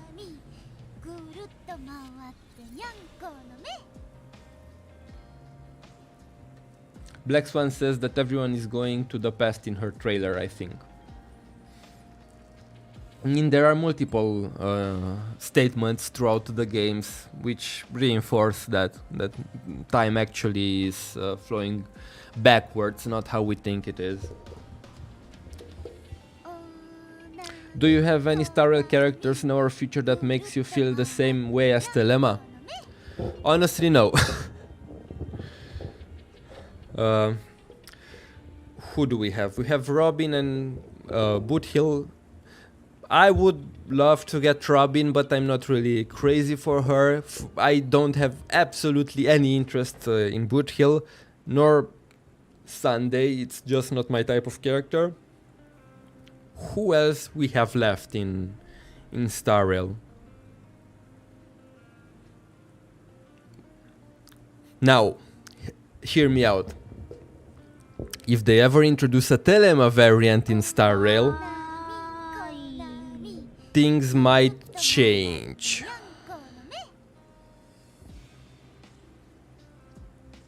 Oh yeah, yes, Sam. I don't know, it depends on his gameplay. I'm not that huge of a fan of mecha anime, honestly. So I don't really like mechs. But if his animations are sick, which I imagine they would be, I might try to pull for him.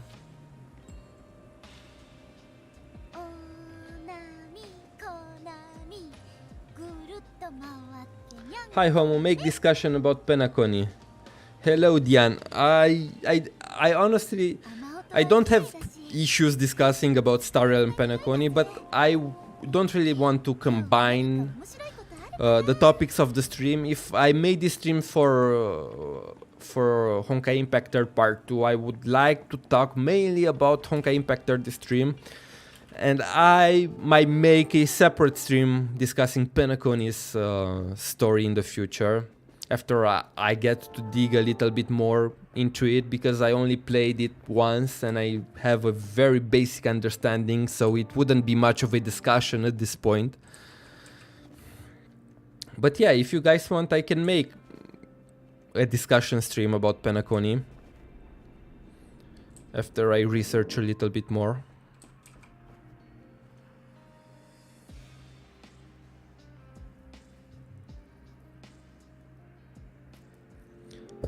I don't know if Streamlabs shows up on YouTube, but you just got Telema funds. Wait, really? Give me a moment to see, because it didn't show up for me.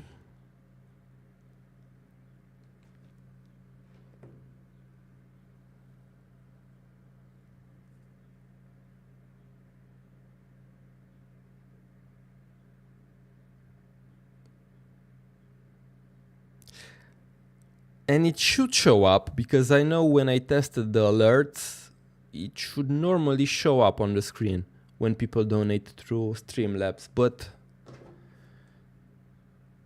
I didn't see anything.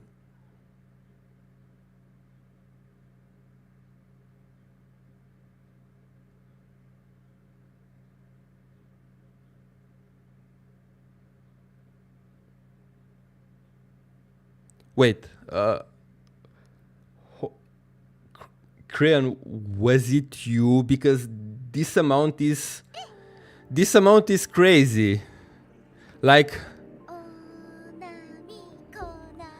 it showed up, but it showed out on my phone. Holy are you sure? Let me ask you for, do you want me to refund this? Because this is a lot of money, and it's really hard for me to accept this. But please let me know. I can refund this right now, if you're sure. Holy thank you very much, Crayon. That's crazy. I don't know what to say. I really appreciate it. Well, if this is the case, I'm gonna have to stream those telemas pools, and we will go as far as we can. Also, again, thank you very much. I'm at a loss for words. I don't really know what to say. Yeah, I really hope that you will tune in for the pools to see how it goes.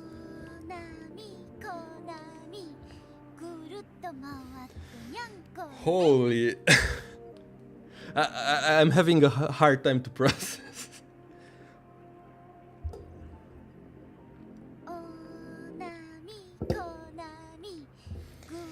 I'll be making.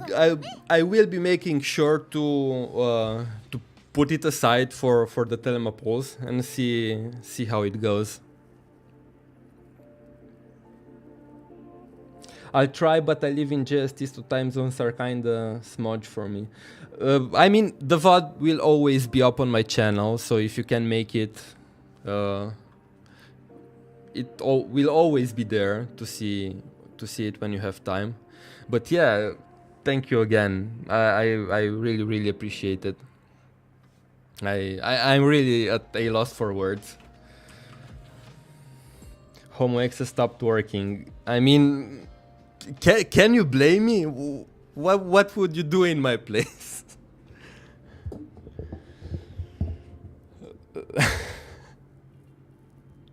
No worries, I hope it's not for max telema. I think this should be enough. I don't think this is an issue. Again, thank you very much.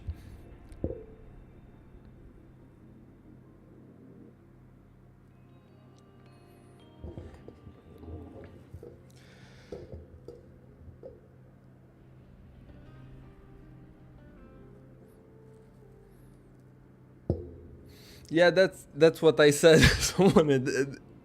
That's why I didn't really believed it at first. I was like, for 2 seconds my brain stopped working. But I really have to see what's the issue with my alerts, because for me it didn't show up in. I have the YouTube studio with the stream open on my right, so maybe it only shows up on, but I should have seen it. Okay, let me ask you, did it show up for you guys?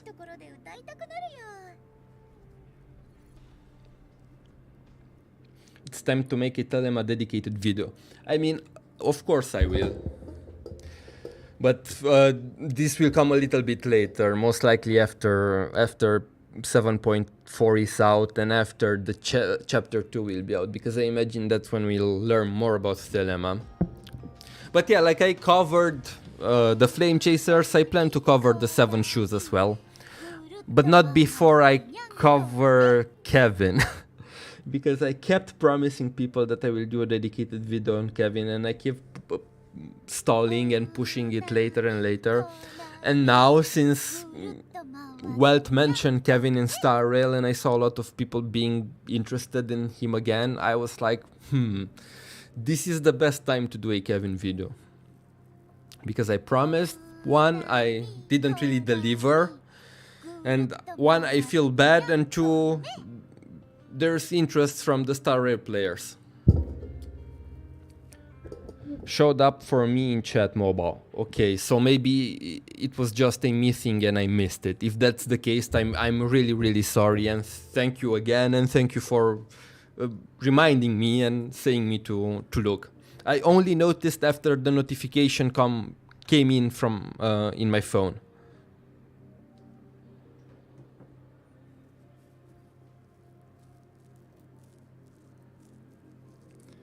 When I saw the super chat, I was always surprised. I mean, I don't blame you. Unfortunately, most Star Rail players wouldn't know who Welt and Ekron were talking about. I mean, yes, but most players got the fact that it's a reference to Honkai Impact 3rd, and I imagine that some would be interested. Because since I make content for both games and I acknowledge that my audience is primarily people who play Honkai Impact 3rd or Honkai Impact 3rd and Honkai Star Rail, I still have quite a few people who are Star Rail onlys, and I got a lot of feedback from them saying that they watch my Honkai Impact 3rd videos even if they do not play the game because they are interested in the lore, and you know, it's always fun to learn more about other games and deepen your understanding. So yeah, even if some of them don't get the reference, a lot of people are willing to dive deeper and learn. No worries, I was mostly concerned you didn't get it or something. No, I got it all right. Yeah. But yeah, again, thank you, and I'm happy that there weren't any issues with it, because that's a lot of money to not go through. What can you tell me about Lantern thus far? Okay, Lantern is the most direct when it comes to combat of the 7 Shus. She was part of she had her own organization back in the day, and when she is out and she is killing enemies, she hums a lullaby for them. That's pretty much the gist of her. But yeah, she's one of the most dangerous Shus because her mindset is shoot first and ask questions later. You get it? Shoot first because she uses guns. But yeah, we saw her at the end of chapter 1, and she will most likely play a major part in the next chapter. And like I said, I saw the trailers for 7.4, but I'm not gonna mention anything related to them. But yeah.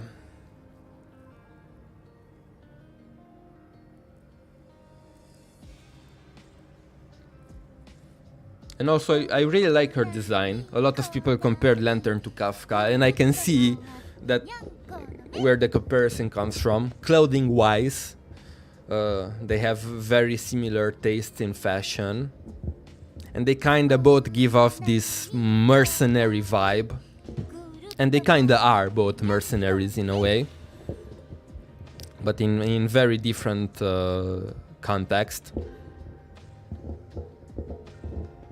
So yeah, imagine that if you like Kafka, you will also like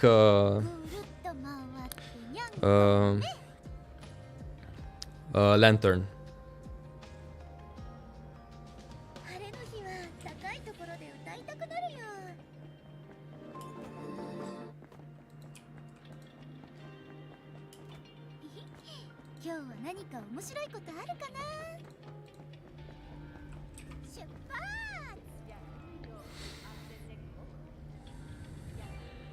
Okay, so what was I talking about before the donation? Because I will be honest, I kinda lost the train of my thoughts after that. But I think we were talking about Goddess Senadina and time, and how she confirmed right when we met her the fact that the Dreamseeker and her are not in the same point of time. She said that our time is not synchronized, right? Which kinda implies that the two of them are in different moments of time right now. And the only reason why they were able to meet was because Dreamseeker was able to access that dream where she was. And that's what made the Dreamseeker special.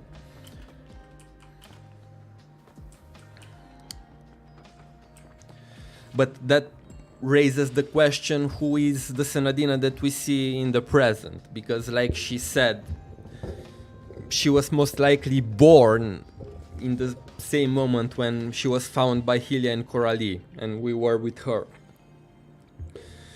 It's very interesting because she has no memories of the past, but she has certain informations available to her, which are her name. She knew about astral rings, and if you play the story, you will notice that she has this keen intuition about peculiar things that are more related to feeling rather than logic. She has a very good gist of figuring things out when it comes to feel out a situation and what a person is about to do.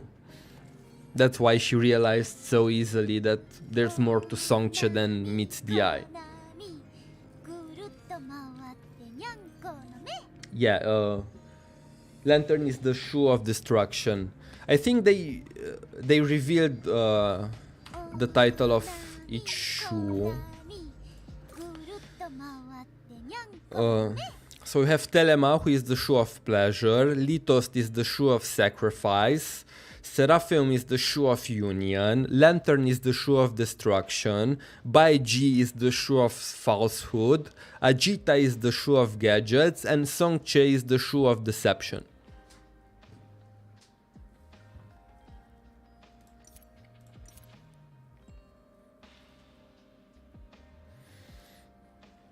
Yes, and one interesting thing about Litost in particular, a lot of people who play the game in Chinese didn't really like how they translated his title in sacrifice, because the word in Chinese is more so closely related to someone who seeks to die, but he doesn't really the word isn't used for someone who wants to sacrifice themselves. It's more so used for someone who wants to repent, who wants to die. So I saw some people saying that sacrifice isn't really the best translation for Litost here, but hey, I don't think it's that big of a deal. But I thought it's an interesting fact to mention. Also,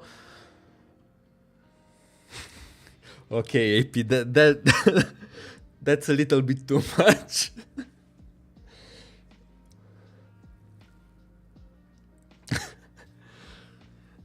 Y'all are crazy.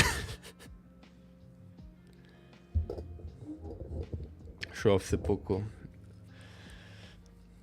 Not sure if I missed it. Any reason why Senadina has a crack on her chest? It is a costume design or something else. I know it's not a costume design, she just has a crack on her chest. We have no clue as to why that is. It was never explained. In fact, it was never addressed. I would have liked at least one character to be like, hey, you have a crack on your bust, you know? It feels like Mistalin and Cecilia all over again, where nobody mentions it, everybody treats it like it's normal, and someday one character, which is the equivalent of Kira, will show up and be like, hey, what's with that crack on your chest? Can you explain Baiji's powers? Yes, Baiji is the shoe of falsehood. He is literally a god among humans. Basically, he can create anything out of shadows. And he is also Songque's master, and he is regarded as the leader of the Shus. But basically he can make counterfeits from shadows of literally anything, and his counterfeits are indistinguishable from the real deal. And he is said to be above the rules of the world, whatever that means. This implies that he basically is a god. But other than that, we don't really know very much about Baiji.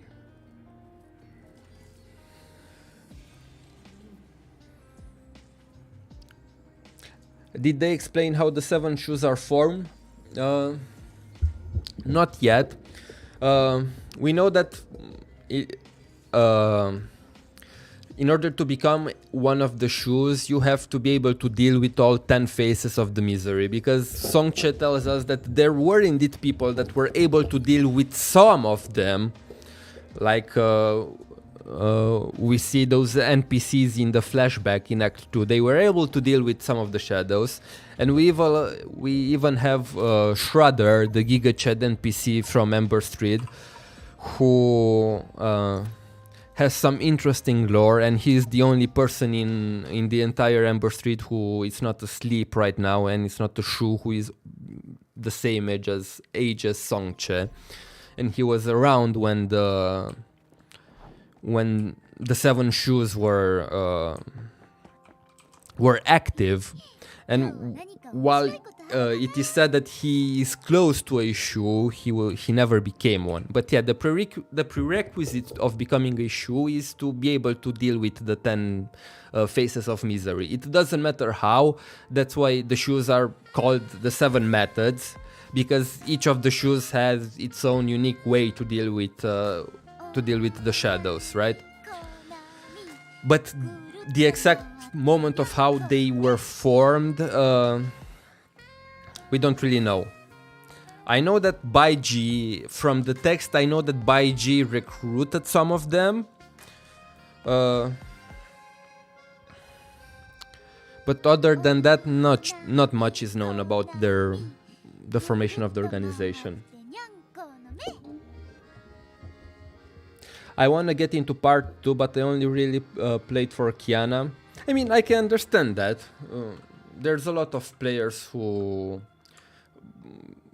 felt that after Kiana's story was over, there's no point in playing anymore, because they were there for Kiana's journey and they don't really feel that they want to embark on a new one. I think that's perfectly normal and a perfectly valid feeling to have. Oh my god, RG Gaming, been following you since Honkai Impact 3rd content. It's hard to make this kind of content. It needs time, a lot of hard work and dedication, and I appreciate you. It's not much, but let me buy you a coffee with this. Thank you very, very much.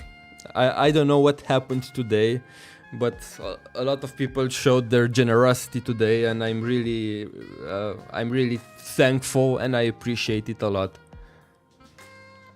Yeah, thank you, really, really. I really, really appreciate it. Yeah, as I said, it's perfectly valid to feel like you don't want to follow the game into this new story if you don't feel like it. On the other side, if you played for Kiana and you are interested in Kiana's story, I think Kiana will most likely appear again at some point. She might not be the main focus of the story, but maybe you will pick it up when Kiana comes back, even if it's, like I said, it's just for a few moments, but maybe that will be enough to make you want to give part 2 a try.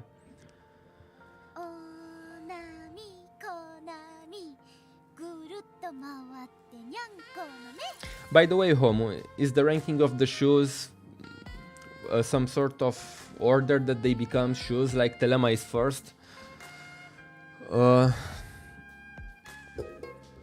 I saw many people theorizing that it might be ranked on power or on something else, but no, I don't think it's neither power nor the order that they become Shus, because I feel like Baiji is both the strongest Shu and the oldest Shu in a way. So maybe it might be order, honestly, but I don't think so. I don't think we really know what the meaning behind their power is.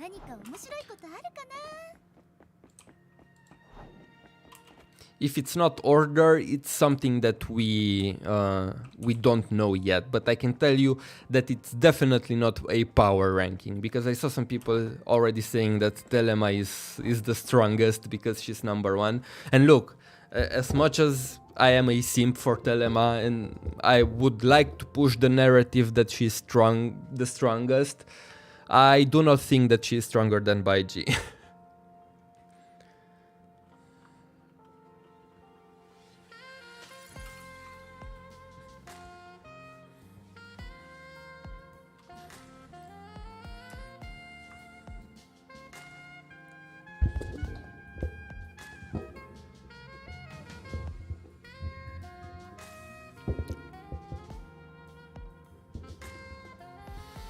I spoiled myself on chapter 2 of part 2.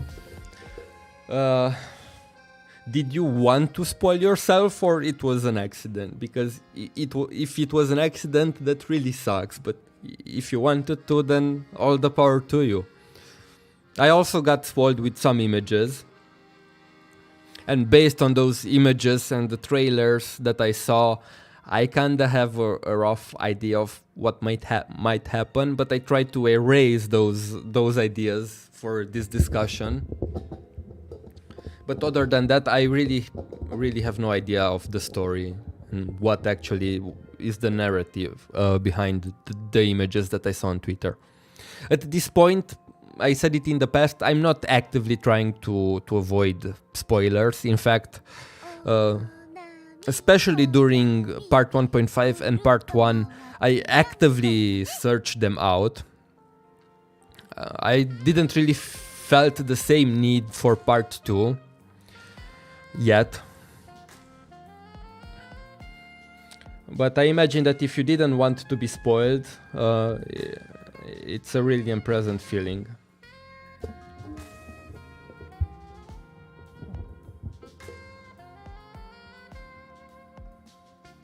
I played for Kiana and the team, but it feels like they want to erase. As for the story, I'm not really interested in rehashing Flame Chasers, but Shadow.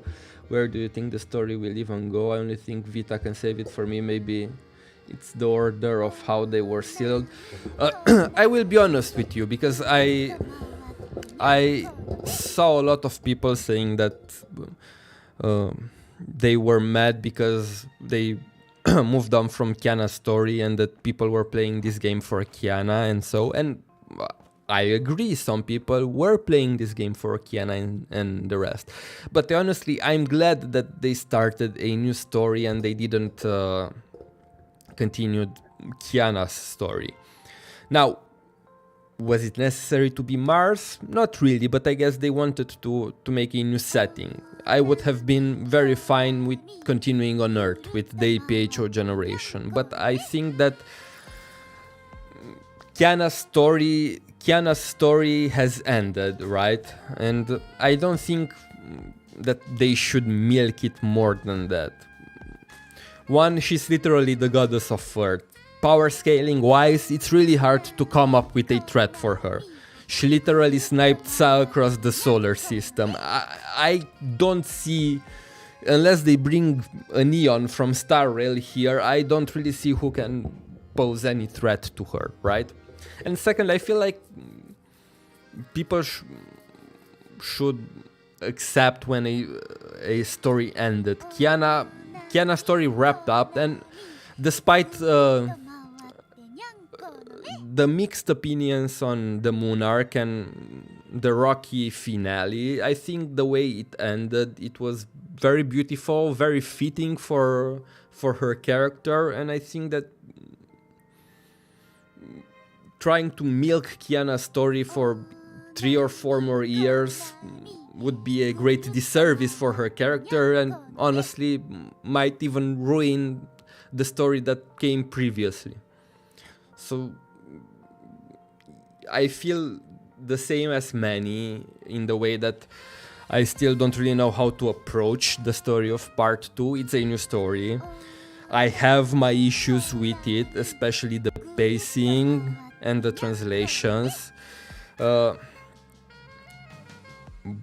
at the same time, I like what I see. I think it's interesting, and I can't really judge it right now because you have to give it time and see where the writers are going with it.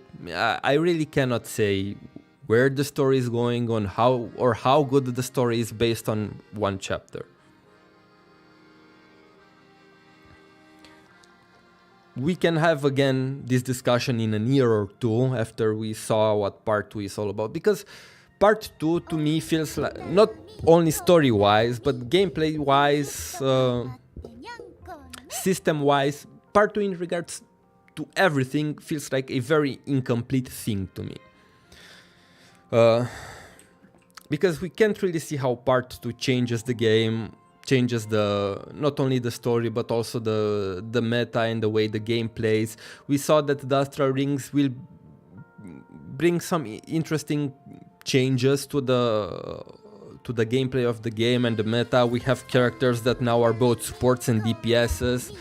We have the Astral Ring mechanic, which enables a very unique playstyle for some characters. So I can't really tell you if it's good or bad until we get at least, I don't know, 5 or 4 or 6 more characters to see how it evolves. At the same time, if you look at the UI, half of it's the old UI, half of it is the new UI. The entire game feels like it's incomplete right now, that it's in a transition period between part 1 and part 2, and this even though part 2 came out in 7.3, the full part 2 I don't think it will be out for a couple more patches. I think that part 2 is meant to be something that comes out in multiple patches, and we'll get a feeling of it maybe in a year from now, of what truly part 2 is meant to be and what vision the dev said, because right now you can't really tell. It's a very incomplete thing. At least that's how I see it.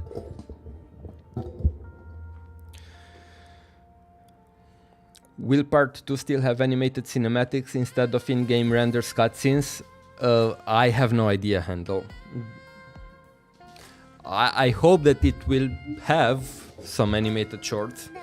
I know that the developer mentioned that there won't be animated shorts for part 1.5. This was mentioned last year when they started part 1.5, but they haven't said anything about part 2. So I would hope,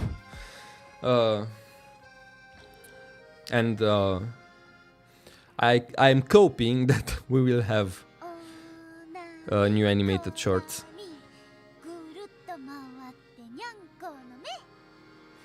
I know that the story is just started, but I still can connect with the characters. Feels like this part of the story is just to appeal mostly to new players.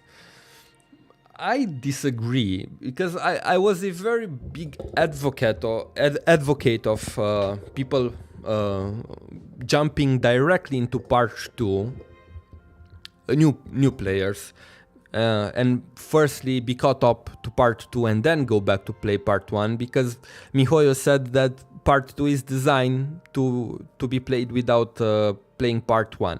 But after experiencing the story for myself, I would say that, to be honest, you will have a pretty bad time as a new player jumping directly into part 2. Because they use so many terminology and so many references from part 1 that if you don't understand them, you will have a very hard time picking up the story. Like the story, as you jump into the story, it talks about the Sea of Quanta, about the bubble words. Imagine if you haven't played part 1 and all this information is thrown at you. How would you process it? I honestly can't imagine how a new player could understand what's happening without playing part 1. Now, is it an entry point? Yes, I guess. If you want to play the game but you feel like you really can't stand the presentation in part 1, then yeah, if you really don't want to play part 1, go ahead. It's an entry point, I guess, right? But after playing it for myself, I would recommend, if anyone thinks of starting the game, to play through part 1 first, because otherwise they will be confused.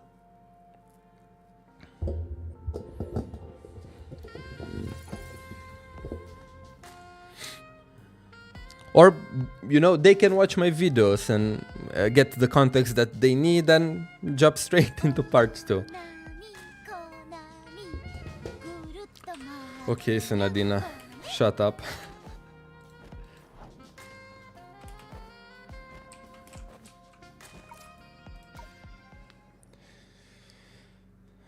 But yeah, that's how I feel.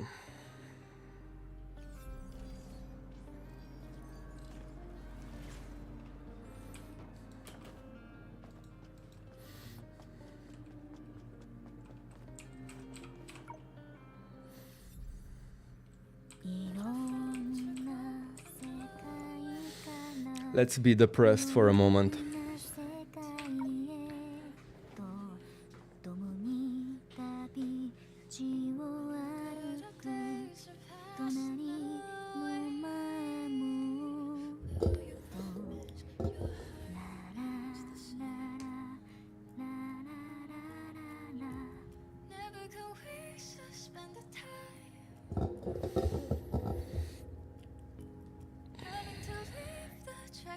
I'm really curious, guys, how many of you have picked the male Dream Seekers? Because everybody I see playing the game, everybody has the female Dream Seeker. I didn't really see anyone playing with the male one, so I'm curious if there are some male Dream Seeker fans out there.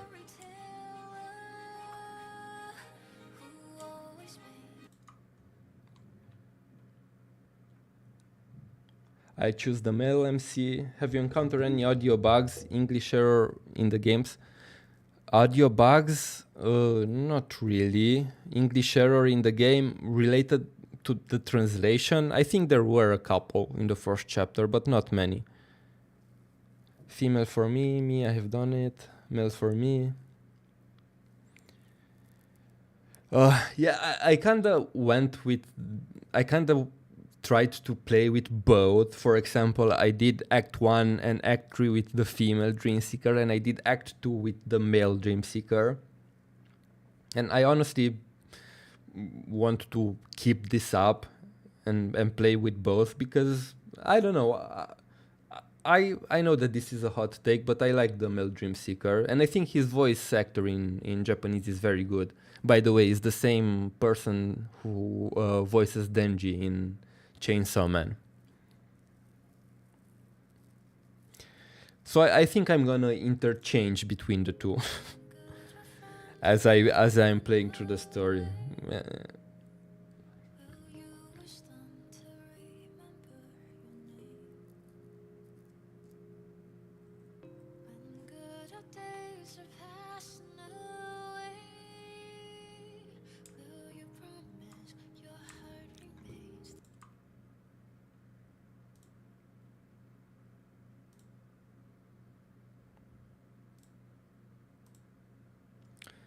Yeah, I saw that now. I timed out that person. I noticed that they were making kind of, let's say, mean comments for a while now, but now that they attacked another person, I timed them out. Yeah, unfortunately, I have no moderators online at this hour, so I think I'm the only one who can ban and time out people right now. Male MC had an audio bug. I haven't encountered any audio bugs with them, male MC. But keep in mind, I only played through Act 2 with him. I haven't played Act 3 with the male MC.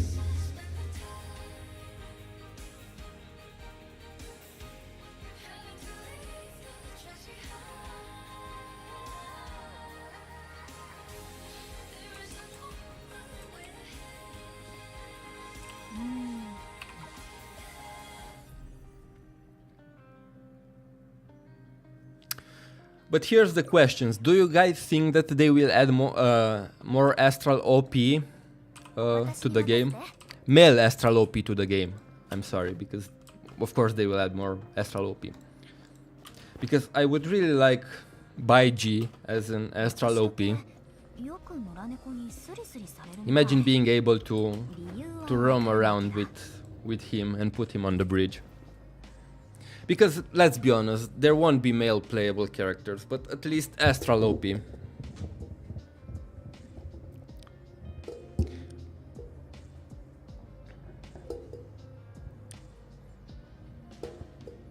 絶妙な発明を思いついたけど There is insane lack of male in this game. 全部メモに I can understand that perspective because the game started as an all-female cast, right? And that's how it was marketed.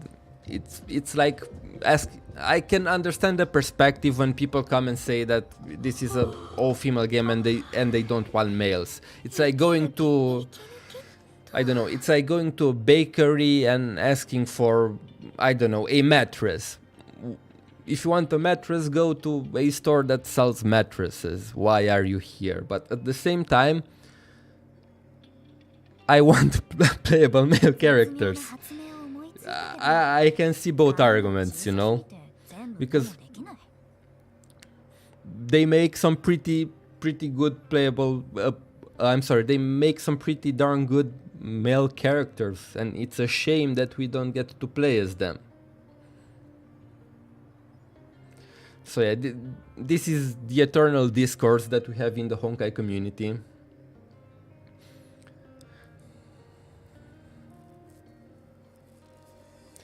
But yeah, I feel like both arguments are valid. As long as people respect each other and don't start throwing insults at one another for things like this, it's all good. It's about perspectives. 息抜き息抜きっと晴れた日はたまにお日様とおしゃべりしたくなるね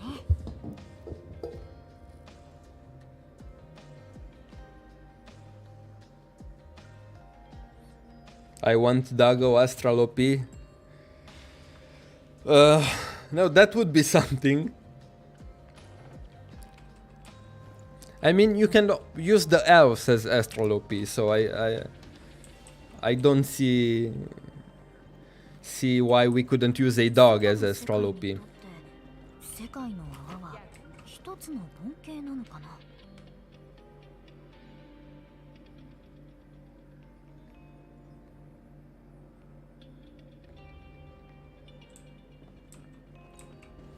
Kevin Elsewhen. Yeah, it's weird that they never added the Kevin Elf, although they had it for years in the manga.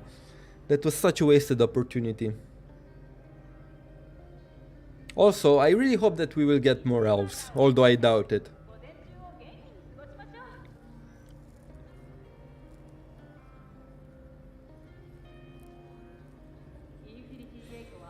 Yeah, they removed the elf banner, but they will make it available through other ways. For example, in the next patch they will be in the battle pass. Elf Durandal and Elf Elysia will be in the battle pass. And by the way, they cost 32 Crystallum orbs, which is the same amount as a S rank Valkyrie costs. And it's way too much. In my opinion, they should cost 16, half of that. Or if it's 32 orb crystals, at least they should give them to you at 4 stars. That's my opinion. The weird part in part 2 is that the names are very hard to spell and remember. Are they? I don't know, maybe because some of the names are...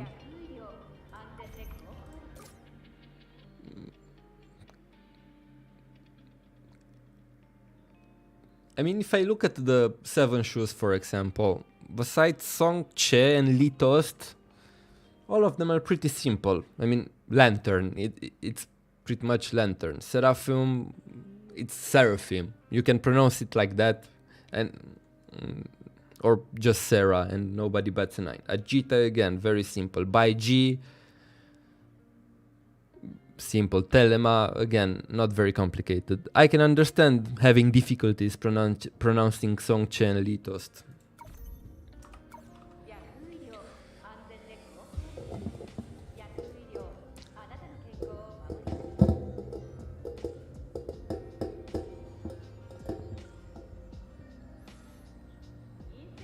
I think he means all the bubble words of Mars. Yeah, I can see that. I saw a lot of people having difficulties pronouncing them, and I also had them at the start until I talked with people and they explained to me how they should be pronounced. I'm always very afraid when dealing with Chinese terminology and Chinese words because I often butcher the pronunciation, and I don't want people to call me out on that or thinking that I'm disrespecting their culture or something like that. So I really try my best to educate myself on how to pronounce the names. But of course, it's not 100% of the time. Sometimes I mess up. Something very interesting was with Healia, because initially I pronounced her name as Erdos Healia, and then someone corrected me in the comments telling me that her name is Hungarian, and that's not the right pronunciation. And then it dawned on me that I speak Hungarian, and I looked at her name again, and then I realized that yes, it's in Hungarian, and the pronunciation for her name is Erdos. Erdos Healia. And I was like, I can't believe it, because I speak Hungarian. Because I live I live in Romania, but I live very close to Hungary. So around here it's pretty much common when parents raise a child to teach them both languages. Let's see, no, this is what I explained, I'm not Hungarian, I'm Romanian, but I live near the border with Hungary, so pretty much everybody here speaks both languages. Sometimes I have to open an encyclopedia or something to search some new hard words they use in the game, and after that it makes me more confused. Good thing we have Homo Labs here.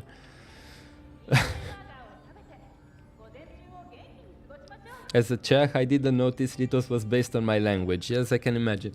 I had a similar realization with Raven, because her name is Natasha Chuara. And even in the game, they pronounce it Chiora, and I even saw other people pronounce it at Chiora.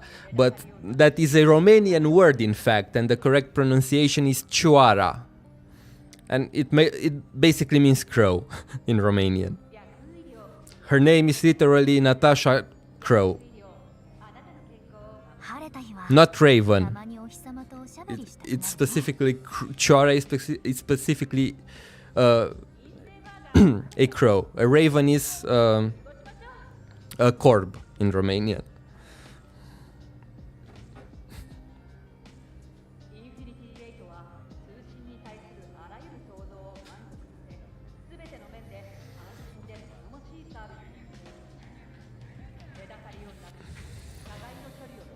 So like Broniazaichik, yeah, similarly. But you won't notice this unless you know Romanian.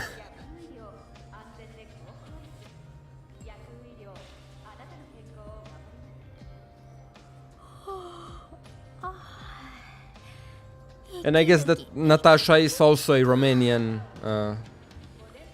I mean, it's more so a East European reference. Although you can encounter people with this name in Romania, it's not a very common name. It's more so common in Russia and other parts, since she is from Russia, as we know from the Second Eruption manga.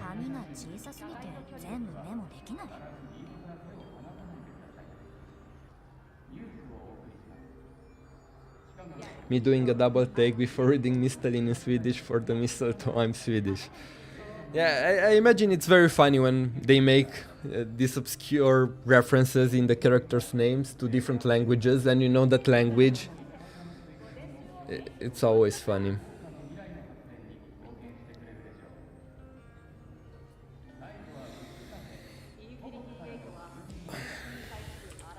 All right, guys, I think this is it for today for me. It has already been 2 hours and a half, and I still have to take care of some things and make something to eat for myself. Again, thank you very much for your support, for tuning in. Thank you for your generosity. I will try to see if we can do another stream, maybe for Star Rail, in the near future. If not, we will do one for sure after Telema is out to pull for her.